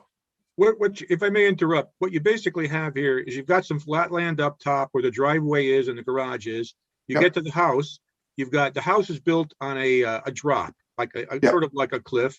And then you've got some, level land down by the water is what you have. So it's, it's not ideal. My thoughts when I look at this, I see that the assessment didn't change from 2020 to 2017. From 2016, it was, it goes off my sheet here. I don't have it on the end of my sheet. But I asked the property owner. He never once talked to you guys ever about the property. The reason he sold it was he was so sick of the taxes. Simply that. Well, I mean, if it's worth 315 during COVID time, it might have been worth 300 in 2017. Probably at most. Well, I would say the summer was the highest point property has ever been. Right? I mean, that's why everyone cashed out. Well, we have COVID prices, at the moment. But if it had a market value of 300 3 years ago, that would be a $210,000 assessment. Well, yeah, but I mean, it's a percentage of whatever number we're going to pick, right? I mean, the simple fact is, and I only can pick some properties. I can pick Roy's, I can pick Jackie's. If you were to say, is my taxes are literally the same as 454s. And if we look at that property, no, my taxes are more. My taxes are more than 454 there's just no possible way. And I don't know if this is the right way to go about this, but if I take Jackie's home, there's just no possible way that if you were to put my house on the market, that someone would buy my lot for anywhere near Jackie's lot. It wouldn't even be, I would say it would be double the price. Would you not agree? Well, I would say it's hard for us to analyze that. How many feet of shoreline do you have? What's that? How many feet of shoreline do you have? 70. Well, you're comparing it to my property, and my property has 300 feet of shoreline. I am aware of that. I know, I'm aware of it, but my land value is more than yours. Hey, John, you've been inside the property. Do you think it's 72% good? It's only like 28% obsolete. What percentage, I believe, did you say again, Joe? It's at 72% good, so 28% obsolete. I would say, there's some obsolescence even with the fact that it's built on a hill. It's got a partial dirt foundation underneath it. They've got a one-room finished downstairs, which is kind of nice, but I'm going to guess there's a little drainage going on in the back there. It's a pleasant cabin, very nice, really, but it lacks some problems with that hill it's on. There's no question. I think that it probably is overassessed. The 315 value, it certainly wasn't more than 300 per. Because I think the 315 value is a good value on the market for a good amount of time. Buyers exposed to it. I've been in it. I had I saw a buyer reaction to it myself. So, I'm thinking maybe the most it could have been worth 2017 is 300, and we have it assessed at 300, right? Well, So no, the assessment's 300, but we need the appraisal to be what it would sell for. So yes, I think at 300 is all it would have sold for. That points to like a 210 assessment. Yeah. So I think not. I'm still struggling with comparing me to my neighbors, though. So how do you not? That's the long way. What it is showing is that's the long way around the barn. But what we're arguing right now here is really in your best interest. I think the biggest thing is what you keep talking about, John. That 315 is its own comparable. You know, if it was Yeah. publicly marketed, publicly sold, and if we had an appraisal from August 2020 on the property, did you get an appraisal when you bought the house? No. Oh, did I paid cash for it. You pay, okay. Well, if there was an appraisal from 2020, we would take the appraisal at face value. But having purchased it in August, I'm thinking we put it at 315. I mean, I don't think it's changed that much since August. No, I'm fine with 315. I'm asking the question, if it was worth that in 2020, was it worth a bit less in 2017? You know, and maybe is the answer. If you paid cash, maybe you got a little better discount than somebody else would have. Well, let's, you know, with the condition fact, the land, here's the thing, what we can change is the condition factor on the land, which is listed at 1. And we've gone through many lake properties and people coming in saying, why is my land value at $400,000? And then after looking at the condition of the land, some of them were flat and we're like, no, this is not any of that. And other ones, it's like his, where it's a steep slope. And we've always tried to do a fair assessment on that. And so if it's 50% steep, I say if we put the condition at 0.5, that What does drops that get the us land to? value from 344 to 172, drops off 172,000, which brings the appraised value down to 260. Yeah, that's more because certainly we can't go below 315 or right or thereabouts. So I mean, we could do a higher one, but try 0.7, see what that does. Or 0.65. We want 315. 315 or 300, something like that. I'm thinking, depending on what we all feel. Yeah, I'm thinking if you do like 0.66, you'd pretty much hit that almost right on the head. Because it is a land value adjustment, because he is on a cliff. There is just no doubt about it. Yeah, it's extremely steep. I mean, the land between his house and the water, the only thing it's good for is climbing down to get to the water.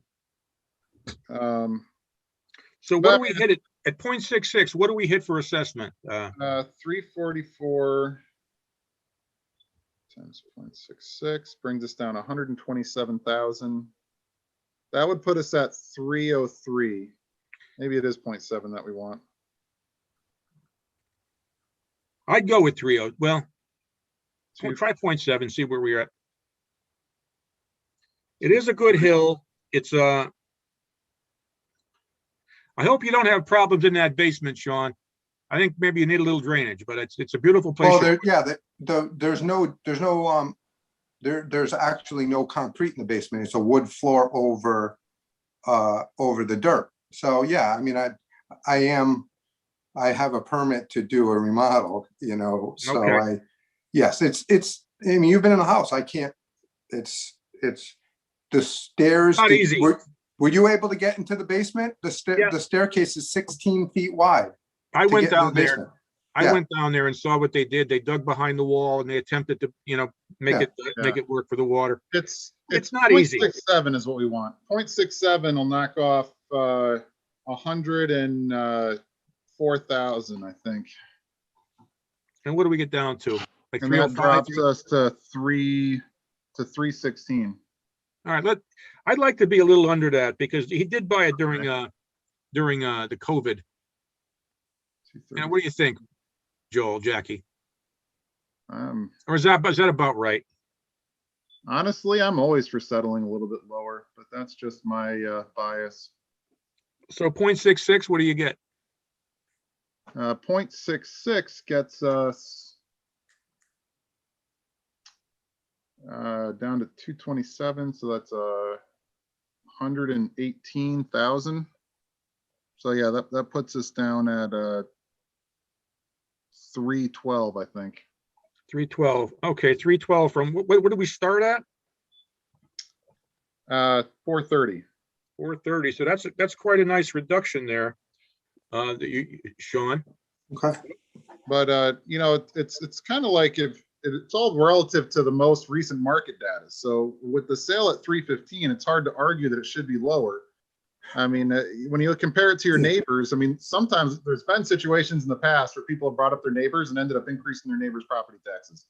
which isn't a Yeah, that's what I'm. popular thing to it's like, do. but Um, how do you, so if I, how, the board never lets you, if I bought it for $1, they wouldn't allow me to use that. But when you bought it, I if it's mean, fairly marketed, it was marketed, it was sold publicly, listed on the MLS. yeah, That and an But- appraisal is the but- other big thing to look at. but we have to compare to our neighbors, right? I mean, that's the only way that I would think is fair. I mean, if I'm looking at my property and saying, how does someone with a half an acre or more have a value that is, like that would be what I thought would be fair, is saying that even if you have to put a bump for a smaller lot, still has some value because it gets you at the water than a big lot. It's hard to believe that, and mine is mine's a more challenging property. I just wanted to come up with what's fair. So, I mean, if I Well, the thought it water- would be lower than what you came up with, but I gotta go with what you guys say. I'm thinking, Joel, I'd like to be actually, because, let's say there's a little COVID bump he's felt here. Maybe 2017 is a little bit less. Maybe we ought to go 265. 0.65. I'm okay with that. I'll tell you what that is in a second. I cleared my calculator. 4 times 0.65. That puts it at 2.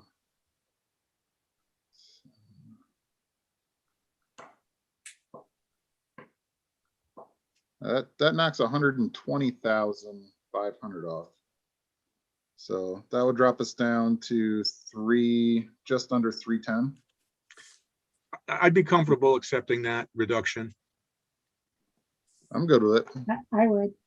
Okay. So what's that number after the, I guess, do I take that number and subtract 70%?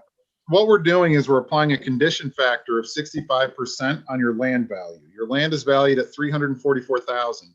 So when we change the condition factor from 1, which is perfect, to 65, Yep. it knocks 35% of the assessed land value off, or the value Gotcha. appraised. Yep. But one thing you got to know, Sean, is when Vision goes through the next year and reappraises all of these properties automatically, all of these changes get wiped. So we might be seeing you again in a year, is all I'm saying. Well, I figure as long as I'm in keeping with my neighbors of some reasonable, like, that's all I'm not, that's all I would think, that I'm not as good of a lot in how steep I am. And I'm guessing East Wakefield has that kind of cove I'm in has its value. So I feel like if I use the people that are around me as my comparison, I guess I can't question. As long as I'm in line with them, there's not much I can question, right? Well, the hard part is the most, we're trying to figure out what the value is, and the most relevant value for your property is your purchase price on it. Because that is the most recent, the most relevant number that we have to look at for your specific property. So I thought you were going to say that. So I went back to like 4 or 5 other homes that sold in the last couple of years, and it didn't seem like that applied to any of their homes. Like if I go to 404. Well, we don't personally appraise all these properties. Vision goes out under government contractor, whoever the government contracts. They go out and they do it automatically, and we just see the people that complain. Yeah, right. And Sean, let me just point one out thing to you. It's to your very benefit that you sold your property and you were able to show us the sale price, because we wouldn't have been able to get down as low as we did today without that. So I don't think you realized that was your best possible card, and it worked for you. Okay. Thank you. Yes. Okay. Thank you. Thank you very much. Very good. Have a great night. You too. Thanks a lot. Have a good one, Sean. All right. Thank you. Bye. Bye.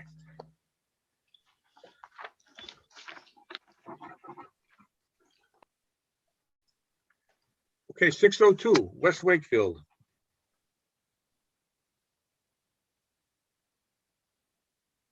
Is anybody on deck? I'm here. Hello there. How are Hi you? there. Good, welcome So- today. We'd like you to, if you would, just like we're 2-year-olds, take us through the explanation of your tax change, and we'd be pleased to listen. So I want to be respectful. Why you think it should change?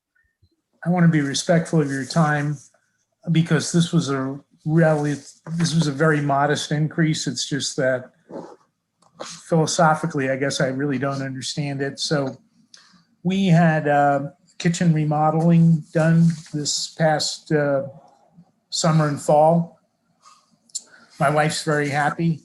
I was too until I got my reassessment. But anyway, we didn't add any square footage to the house. We didn't add a bathroom, didn't add a bedroom. We had old appliances that needed to be replaced. We had cabinets that had some kind of a hard to describe sticky type tape that was peeling back and was unsightly. So we really needed to get the kitchen redone, which we did. And I just didn't expect that would result in a property reassessment, which was modest, but I guess I still think it's the same house, same square footage, no change in bedrooms, no change in bathrooms. I just kind of wonder what, and then I also looked online and there was a story I found that talked about reassessments associated with renovation. They indicated that kitchens typically don't trigger a reassessment. I was just wondering, is this something that's routinely done anytime you file a building permit? Because nobody looked at the house before and nobody looked at the house afterwards. So, and quite frankly, the original property assessment or the property assessment prior to this increase was something that was just agreed upon last year. So I sort of didn't understand whether the increase was valid or what the reason was for it. Okay. I'm trying to find here on the card where it shows the increase for the kitchen. So I just received an increase. It's dated it's dated 1/22/21. The letter, the notification I received, and it. Could you read it to us? I'm sorry? Could you read that letter to us? Yeah, sure. It says, I think we might have it, the change assessment notice. yes, change of assessment. They have it on the last page. So it looks like it went up 10,000, which would be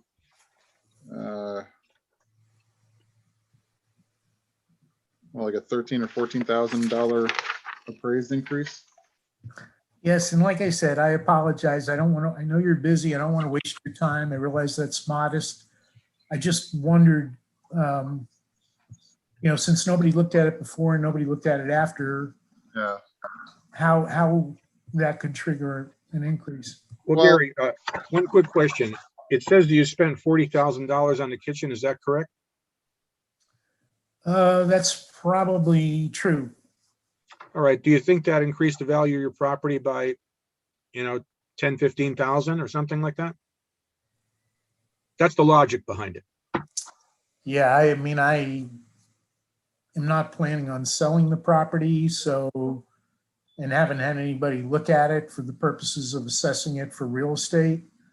The one thing that we did, which I don't think really increases the price, was we had a TV room that did not enable us to get to the side yard, which we wanted to, so we knocked down a wall to enable entry through there. I'm not sure that anybody looking at the house would pay any more because of that. But between that and the appliances, that was, by far the major factors behind the cost. So I have a question. So you mentioned how rough shape the kitchen was in before, before you did the renovation. Do you have other areas of your house that are in kind of really rough conditions that need renovations? Do I have other areas? Yeah, of the house that need renovation. And the reason I'm asking is I'm just checking the bases. On the town card here, we have your house listed as 94% good, which means that it's nearly a pristine property, or a pristine building. So if your kitchen was that in need of a renovation, I'm just trying to see if there's some leeway I can make it. I mean, is the rest of your house still in that good of condition? I think the rest of our house is in fine condition. I mean, I don't think the kitchen would have been pristine last year. Yeah. You know, so if the 379 assumed that the kitchen was in pristine condition, I think what we did was bring it up to pristine condition. Say that it was in pristine condition before. In fact, I don't think we could have sold the house if we didn't take care of the cabinetry problem. Okay. So is it logical the reasoning, is it logical that this $40,000 kitchen improvement increased your property by from a terrible kitchen to a wonderful kitchen, that it might have increased your property value by $10,000 or $15,000? I really don't know, John. I didn't look at it from that perspective. I think that, we're not interested in selling the house, and I think everything's been going up kind of crazy this past year. For me, I thought that for us to enjoy the house, we needed to get this done. And I think if we were to try to sell the house, I think that would have been an eyesore that probably would have not enabled us to sell the house. So I think that's how I look at it. I don't know. I'm not trying to avoid the question, but I understand you're not going to sell it. The assessor is tasked with the duty of trying to assess the value, even if you don't sell it. So that's what they figured, a $40,000 kitchen added to a house that didn't have a good kitchen probably adds this, this small increment of change. That's the justification that. I kind of agree with where you're going with that, John. It's hard with a $40,000 kitchen renovation. It probably did raise the value of your house at least $15,000, and that's what the town of Winchester is trying to make a fair assessment on, is how much your property is worth, so that, and then base the taxes on that. I hate to say it because I like really trying to help people that are in pain enough to come to this board. Give them some tax relief, but I think the assessment that you saw, the extra 10,000, is probably warranted based on the work that you did. And it's unfortunate that no good deed goes unpunished, but it probably is. Yeah, I guess the only thing I would wonder about, Joel, is whether the assessment that was done last year should have been lower given the condition of the kitchen, and if it should have been, does this renovation just bring it up to, what it should have been to begin with? I'm just throwing that out there. I'm not an expert in this field at all. Well, as Joel pointed out from time to time, maybe it's relevant. The question before us really today is did this kitchen renovation make a change? Questioning whether the property was entirely worth it or not, you might pursue with a real estate appraisal on the next reval coming up. If you think it's overappraised, overassessed, you might get an appraisal and see if someone feels differently. Well, like I said, I was really questioning the assessment based upon more the fact that nobody had seen the before and after, which just made it seem to me to be a little bit. Yeah, it was just a thing where they saw the permit come through and they're like, well, if you did this much work, it's probably worth at least this much more. And then they increased it. And they do that. I mean, that's one of the things that permits do, is it kind of keeps the town in the loop on how much people are improving their property so that they can assess fair taxes, or attempt to assess fair taxes. So unfortunately, Gary, I don't think we can make a change. I hear you. All right. But Well, if you I do feel appreciate that there's something really unfair, there is a town reval coming, so check your taxes next year. And if you do, for some people, getting an appraisal makes sense because we do give those a lot of weight. Okay, I may do that. Thank you for your time. Thank you, Gary. Okay, thank you. Thank you.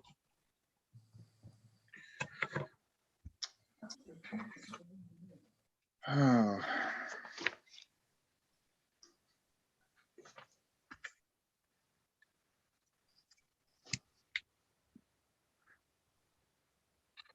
Okay, our next person, Thomas.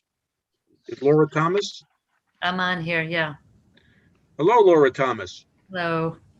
Nice to meet you. I am a renter at Whiting Mills. I run a very small therapy practice. And I have not been in my rental property at the mill for the last year because of COVID. And I basically have moved everything out into my home to kind of do this. There's not a lot I normally have in there anyway. So I was sort of surprised to get this bill of $2,000 of assessment of property. So is it helpful to you if I tell you kind of about what I have in there and what I do? Sure. Sure. Yeah. I'm a mental health therapist. I'm a licensed marriage and family therapist. I tend to see families that are on the lower income side. In there, when it's actually open and working, I have a 25-year-old couch. I have a table from IKEA that I bought in the 80s. I have a couple of old bookcases from my mom's house when she died about 3 years ago, but she bought like 20 years ago. So very little in there is worth very much because it's not meant to be an intimidating place. I have a bunch of recycled like rugs and lamps that, again, I bought in the 80s or inherited from my mom. It's very sparsely decorated on purpose because it's better not to have a lot of things. And I actually haven't used it in the last year. So anything that was of any value, except for the couch and the table, I kind of took out of there. So it just seemed like a lot to have to. I was shocked, actually. I guess I didn't fill out some form that I should have filled out. So they just randomly assigned on my space. So you have to know that my room, it says the suite is 200. I'm actually 232. So they made it out of like a broom closet. You know, they joined it with another smaller piece of property. So the room is not more than, I don't know, 10 by 12, the little teeny space there. So you can't even get a lot in the room. So I'm respectively asking that you reduce that assessed amount. I'm really debating whether or not I should even keep the space given what's happening with COVID, but that's neither here nor there. But I really don't have much in there. I don't have a computer in there. I don't have a copier in there. I don't have things that one would typically have in an office that you might expect because it's not really for that. So basically you're saying your office is pretty much set up with kind of stuff that you might get at a yard sale, and there's nothing new, no Tesla tables. No, that would kind of be, so what, like I bought a craft table at for like $10 at a thing, and that was all covered with paint. So I probably couldn't even sell it for what I got it for. You know what I mean? It's like that. I should have to clean it to sell it. So I think I put down like $95 when I got the form because I just didn't even know how to evaluate that stuff. It's not, none of it's, if I had to get rid of it, like I'd close the office, I would literally give it all away. I would, you know what I mean? I wouldn't, there would be no value for it for me. I'm okay with changing it to $95. I mean, it sounds like that might even be overvaluing it. What are your thoughts, John? Well, Laura, I have missed filing that form you're talking about myself. So I will tell you that if you do file the form next time it comes in October, because your business is in your home now, right? Yeah. Okay. So you still have a business, you still have a couch and a desk and a couple of, tchotchkes around. I don't. Oh, you don't? You don't see people at home anymore? I don't see people at home at all. I do all of them Zoom calls. Oh, Zoom call. Well, you may same a few items that you may use again in the future, apparently, because we're all doing Zoom right now. I know I maintain basically 2 or 3 offices and don't go in anymore, so I get that. But I do get these tax bills. And the thing is, if you do file in October, you can put the exact value, $95, whatever it is, and you get taxed very little. And it takes 5 minutes. And I learned that the hard way. But so I advise you in the future just to file that form. It makes life easy, and you have a reduced tax amount. Having said that, next year you will file your form, right?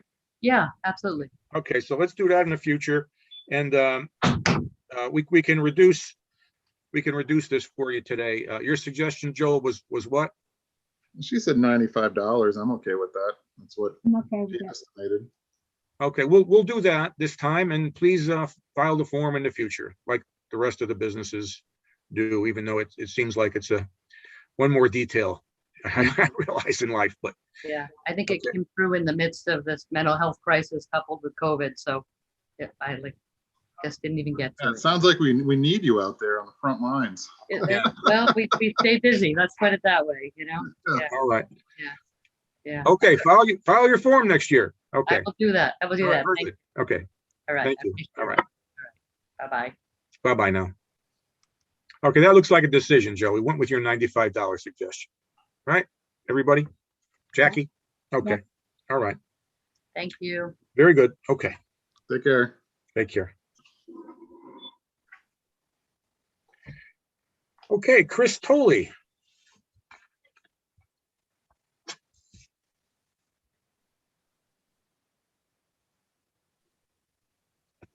Is Mr. Tolley available? I think he's right there.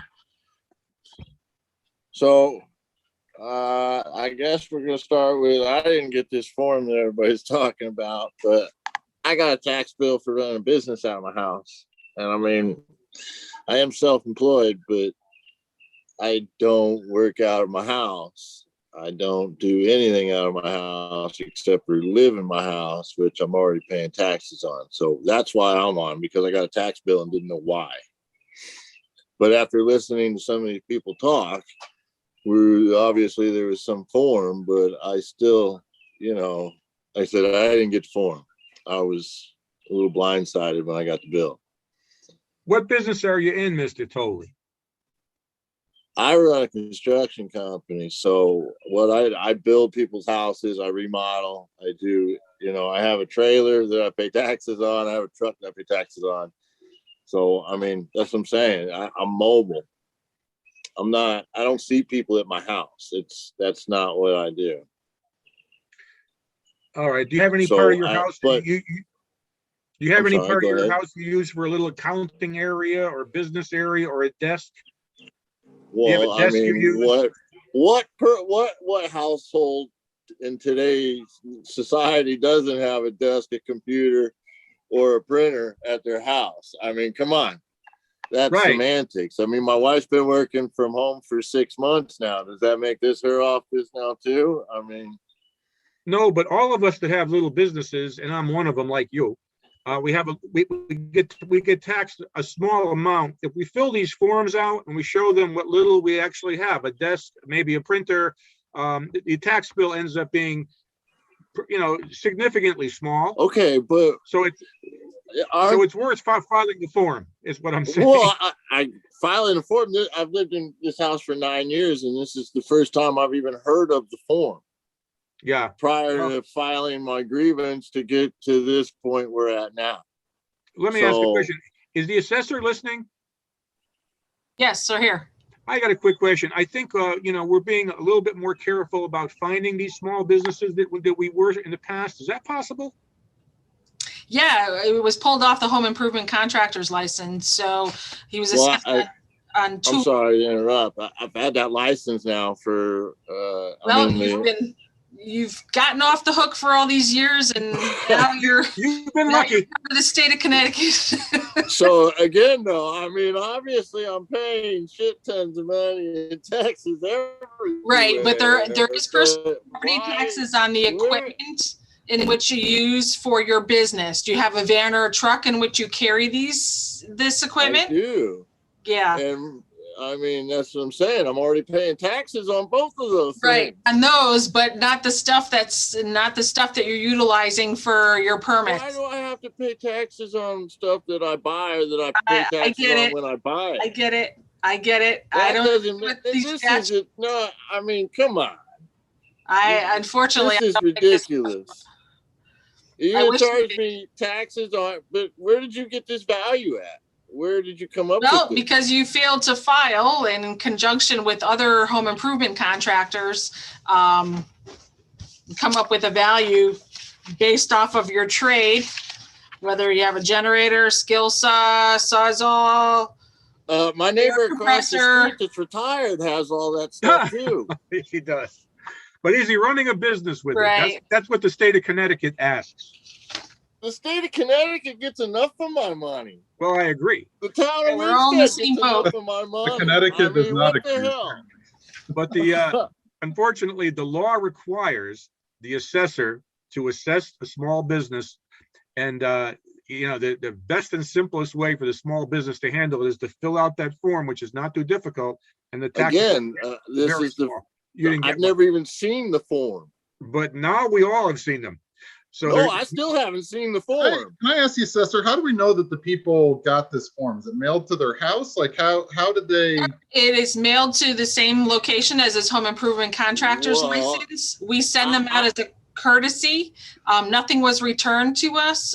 We send them out as a courtesy. We're not statutorily required to send them, but we do to make sure that people do get the Let me information give you a that, little update on our mail service.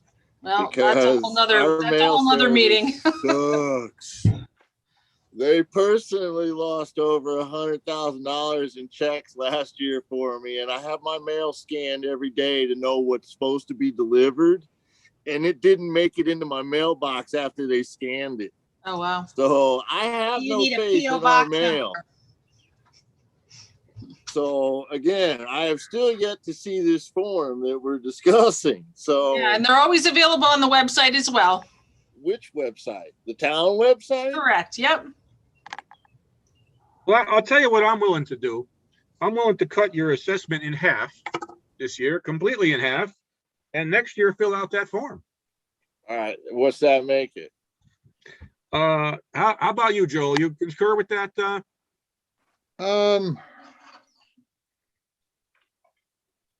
I mean, he says he didn't get the form, we're gonna, et cetera, et cetera. It's new to him. It's, we're being more vigilant. Again, I've been in this house for 9 years now. And yet, I mean, if it goes out even as a courtesy, I've never seen it. Jackie, your can't thoughts? let any I think we forms come in should here. drop it to 1,000. So what does that make me owing you? Well, I'm going to be honest. I would rather just zero it out and say next year do the form because we won't zero it out next year. That's just my opinion though. So if you Okay, don't though, want to but go with so I'm if okay it- with less. Well, you know, Well, the only thing is, let me interrupt. There's an awful lot of people out there don't fill those forms out, and I've been guilty of it. So, but not anymore. I got you, man, and I'm sure I'm guilty of not filling out some form somewhere, but I can't. But you made you lost $100,000 in checks, so you made some money out of your house. So you do have some kind of a business that does need to pay some little bit of taxes for a desk and a printer. So that does exist. So Okay, let's cut it in so half. back to my question, which was, if you did drop it to 1,000, what would that make me owing you? $1,000? Well, actually, No, it looks that's like the amount that you're getting taxed on would be the $1,000. Okay, so what would my tax rate? What would I owe you on that? That's a question for the assessor. I'm not even quite sure. I'm just curious, so I know. I mean, Well, considering there's a penalty in addition to 25% of the assessment, it's $1,250. And we don't know the mill rate, so. what was the mill rate last year? Let's use that for the moment. See what. I'm just so we can have a hypothetical number, so I understand what I'm. We're talking about $42, sir. It's dinner. It's dinner. It's dinner. You're gonna lose at dinner. I'm not bitching about the amount. I told you that. I The was principle. bitching about how we got there and the fact that I knew nothing of it. So there you go. Like I said, I'm not complaining about the amount. All right. So All right, I think I've wasted enough time here. Thank you. Thank you, Chris. It was nice to meet you. You too. Hey, turn this shit off. What did we decide? Uh, So we decided to drop it to 1,000. All right, we'll do that. Okay, do that this time. We'll go with Joel's suggestion. 1,000. All right. So who else did we have to go back and talk about now? Remind me. I think there was one where we were going to go back and do a calculation, but we should probably just go through them all again and make sure we got everything. Is that the last one? Yeah. Yeah. But I know there was one property we were going to go back and do some calculations on. It was right at the beginning. Yeah. I know I wrote it down somewhere. Crystal P? If I was organized, this wouldn't be a problem. Well, I can't believe I don't remember immediately. Okay. Was it the plethora properties one? Did we not come to a final number on plethora? I thought we did. Probably No, just you go didn't. through each of That them. was the one you were gonna revisit. Yeah, you need to do plethora. No vote was tallied on plethora. Okay, so plethora, you know, he had that appraisal in 97. They couldn't sell it for 120 in this market. So, I mean, you know, it wasn't back in 2017. It wouldn't have been worth much more than his appraisal, maybe 105 if they were lucky. I think that's where we left you off, 105. We were going to reduce the house and land condition factor. Yeah, I'm thinking of a total value of a real value of 105.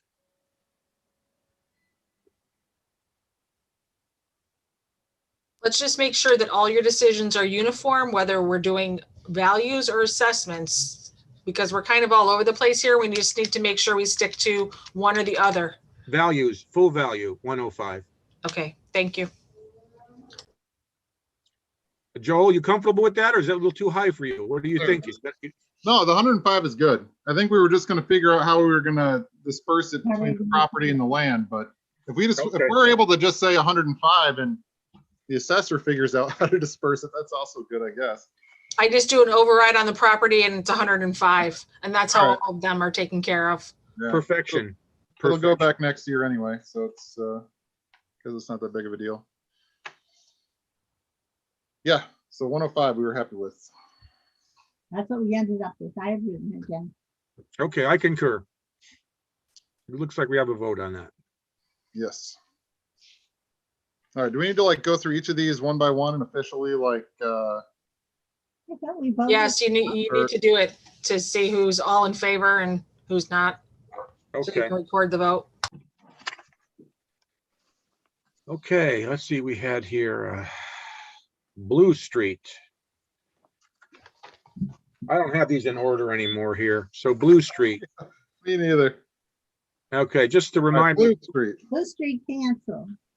Oh, Blue Street canceled. That made life easier. Okay, we had no 515.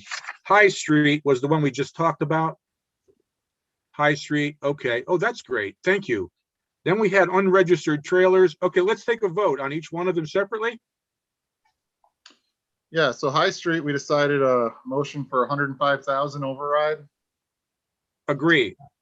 Agree. Agree. Done. Okay. Okay, we're going to Mr. Rhodes, 29 unregistered trailers.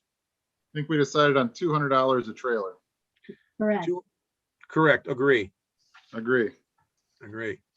Okay, 164 Torrington Road.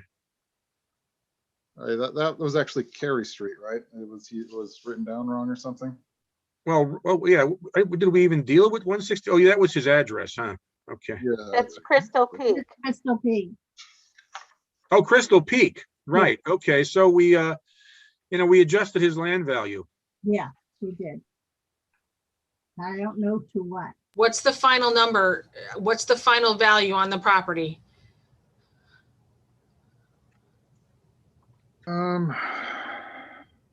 Joe, we picked a factor on that one. We did. I'm trying to Yeah, I find it. need the final value. I don't need a factor, please. All right, final value.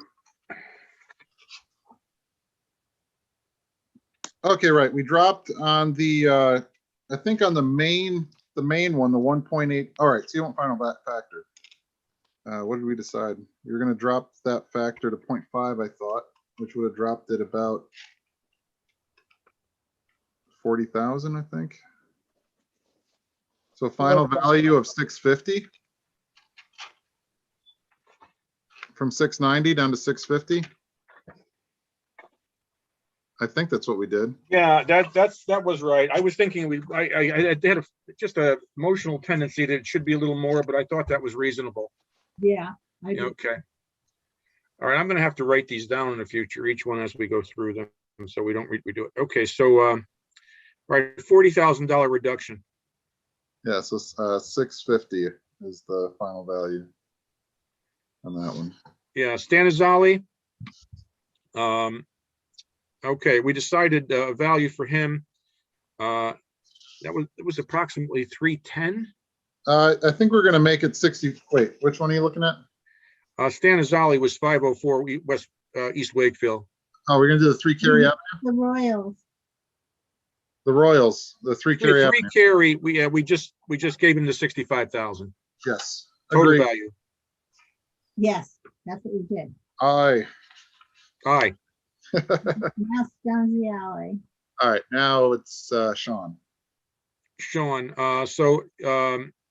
we were talking about a total value of 305, 310 there. Yeah, so we're gonna make, I think we talked about making the total value I think I was playing with the numbers and put it to like 308, but we could just round to 305 if we're just doing an override. All right, let's give him a 305 override. I agree with that. I agree. Okay. You Yoga lady, we gave her $95 You, and reminded her to visit the. the next one is Gary Stephen. no change. No Oh, change. Gary Stevens. Okay, my mistake. Makes me sad. Oh, we couldn't give him anything, right? His Yeah. kitchen's $40,000. Okay. And we reduced Laura Thomas to $95. $95. Yep. She's helping us to get through COVID, and she is gonna go fill out her form next time. And Chris Tolley, well, that one's fresh in our minds. Yeah. $1,000. $1,000. $1,000.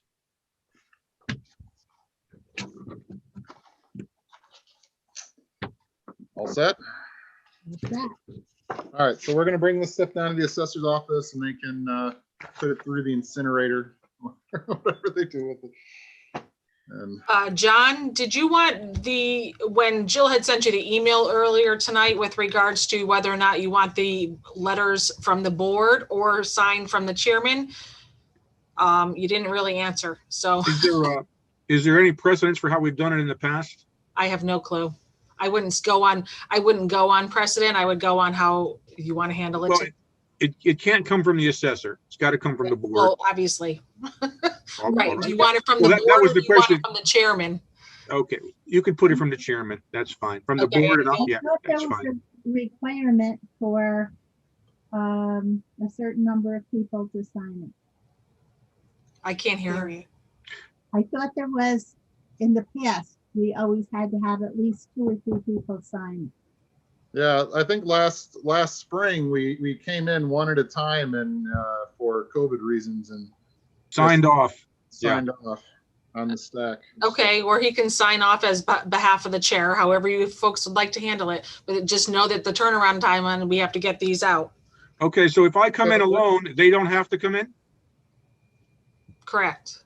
Done. Yeah, I'm good with that. I mean, we Done. just- Yeah, I've only had the chairman sign them in all my other towns. And I have 2 attorneys on one of my boards, so. Done. We'll do it that way. it. Okay. Okay, so you'll make arrangements with a time frame in which convenient for you tomorrow, maybe? You want me to, it'll be all ready to be signed tomorrow? I can come in tomorrow, yes. Okay, we'll reach out to you when they're ready. Very good, madam. Thank you. All right, thank you.